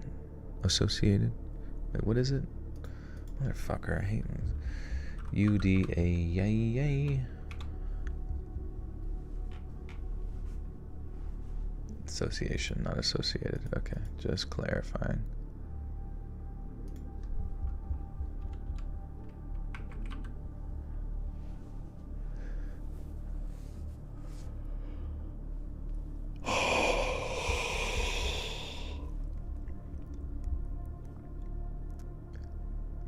The following day, the Ulster Defense Association claimed responsibility for the massacre, referred to it as a raid, and stated that the murders were, quote, the continuation of our threats against the nationalist electorate that would pay a heavy price for last Saturday's slaughter of 9 Protestants. A UDA member from West Belfast claimed their gunmen, quote, had information that senior IRA men drank in the Rising Sun. Unfortunately, they were not there on Halloween, but our boys acted on the briefing they had been given. The UDA's public relations wing acted with the same dour professionalism synonymous with the Troubles, but behind the scenes, there was sickening jubilation. The gunmen were welcomed home as heroes, with Stephen Irwin being particularly boastful of his wanton act of savagery. He gloated that he'd executed a Catholic woman who'd begged him not to end her life, proud that he exhibited the same lack of mercy as those who destroyed Frizzle's fishmongers. Thanks to the British Security Service having heavily infiltrated both Catholic and Protestant paramilitary groups, identifying the gunmen was remarkably simple. Since they were boasting of their involvement, the names of the gunmen made their way from pub to club until they reached the ears of British informants. Over the weeks that followed, Stephen Irwin, Jeffrey Deeney, and Torrens Knight were hunted down and arrested, then taken into custody by Northern Ireland's police service. During his first appearance on the stand, Torrens Knight was filmed laughing, taunting, and shouting abuse at the victims' relatives before being led from the courthouse by bailiffs. Jeffrey Deeney remained silent. But Stephen Irwin, responsible for... Steve Irwin? Steve Irwin? What? Our beloved Steve Irwin.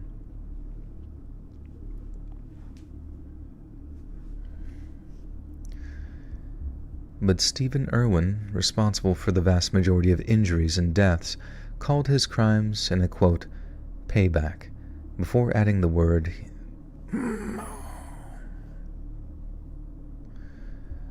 But Stephen Irwin, responsible for the vast majority of injuries and deaths, called his crimes, and I quote, payback, before adding that he'd had no remorse. And finally, in February of 1995, all three men were sentenced to life imprisonment for their involvement in what became known as the Greysteel Massacre. Torrens Knight then received an additional life sentence for his involvement in the Cattle Rock killings, in which 3 innocent Catholics were shot and killed by UDA gunmen. All 3 men should have spent the rest... Crikey.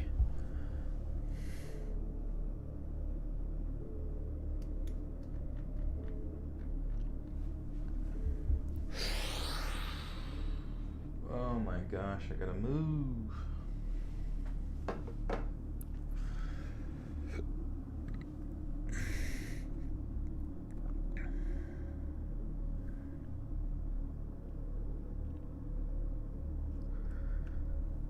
All 3 men should have spent the rest of their lives in prison, but because of clauses in the peace deal known as the Good Friday Agreement, Irwin, Deeney, and Knight were released in the year 2000, less than 5 full years into their supposedly lifelong prison terms. The Good Friday Agreement saw the release of many such dangerous prisoners on both sides of the political and religious divides. Michael Stone, infamous for his grenade and gun attack at the funeral of a slain IRA man, saw freedom long before his sentence was up, as did Patrick McGee, who attempted to assassinate the British Prime Minister in the 1984 Brighton hotel bombing. But another prisoner to win his freedom, thanks to the agreement, was Sean Kelly, the sole survivor of the IRA bomb team who prematurely detonated their device in the fishmongers on the... I don't know why the words just aren't flowing in my mouth for some reason. But another prisoner to win his freedom, thanks to the agreement, was Sean Kelly, the sole survivor of the IRA bomb team who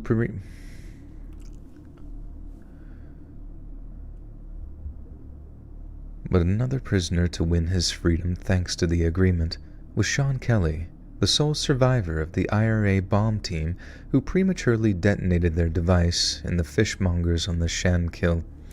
Fuck, I don't know why. That last little part does not flow at all for some reason. It's like somewhere else in my brain.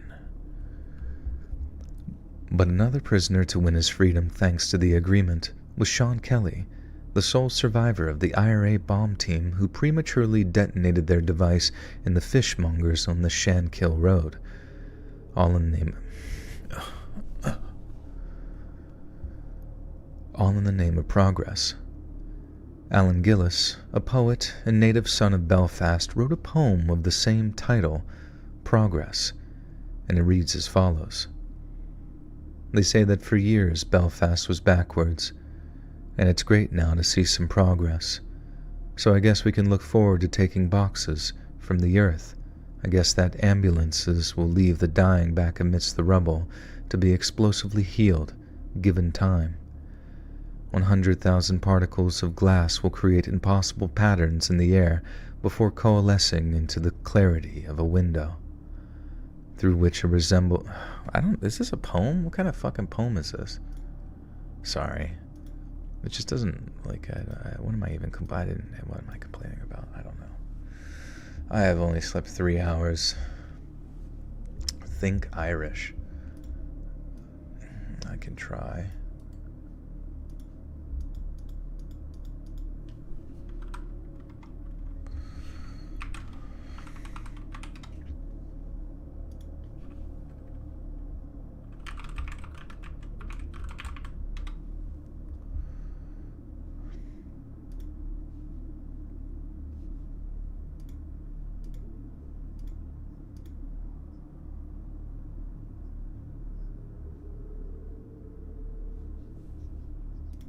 Minutes of their life back for the sacrifice of 200 years or more.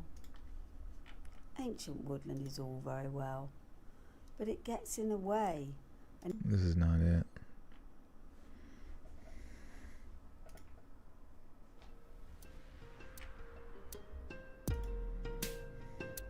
This is not it either. What the fuck? I don't know. Are you supposed to read it like a song or just read it? Because I don't even know how you're supposed to read it. It doesn't even look like it's fucking... They say that for years Belfast was backwards and it's... Whatever, just fucking read it. Who cares? This is ridiculous.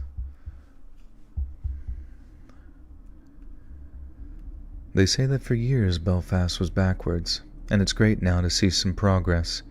So I guess we can look forward to taking boxes from the earth. I guess that ambulances will leave the dying back amidst the rubble to be explosively healed.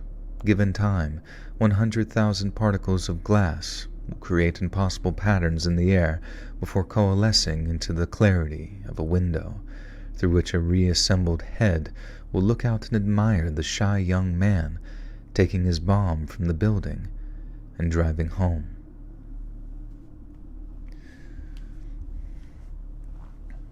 It is strange. I feel like you don't really hear... I mean, you always hear about, like, Islamic terror. Well, not really. I feel like... for some reason, I feel like it's, like, covered up now for whatever dumb fucking reason. But you hear about it a lot in the areas in which we want to go to war. But never really, like, domestically as much as you would anticipate. But you do hear... Or you don't hear as much about, like, the fucking troubles. And you don't really hear about the IRA that much. I feel like I've heard more from the...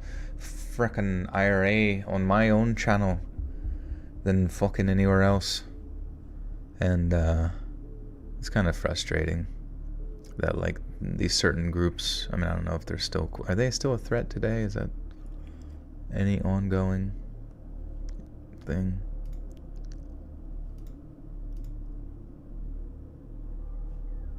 Fuck, dude. Oh my god. This is still 12 pages.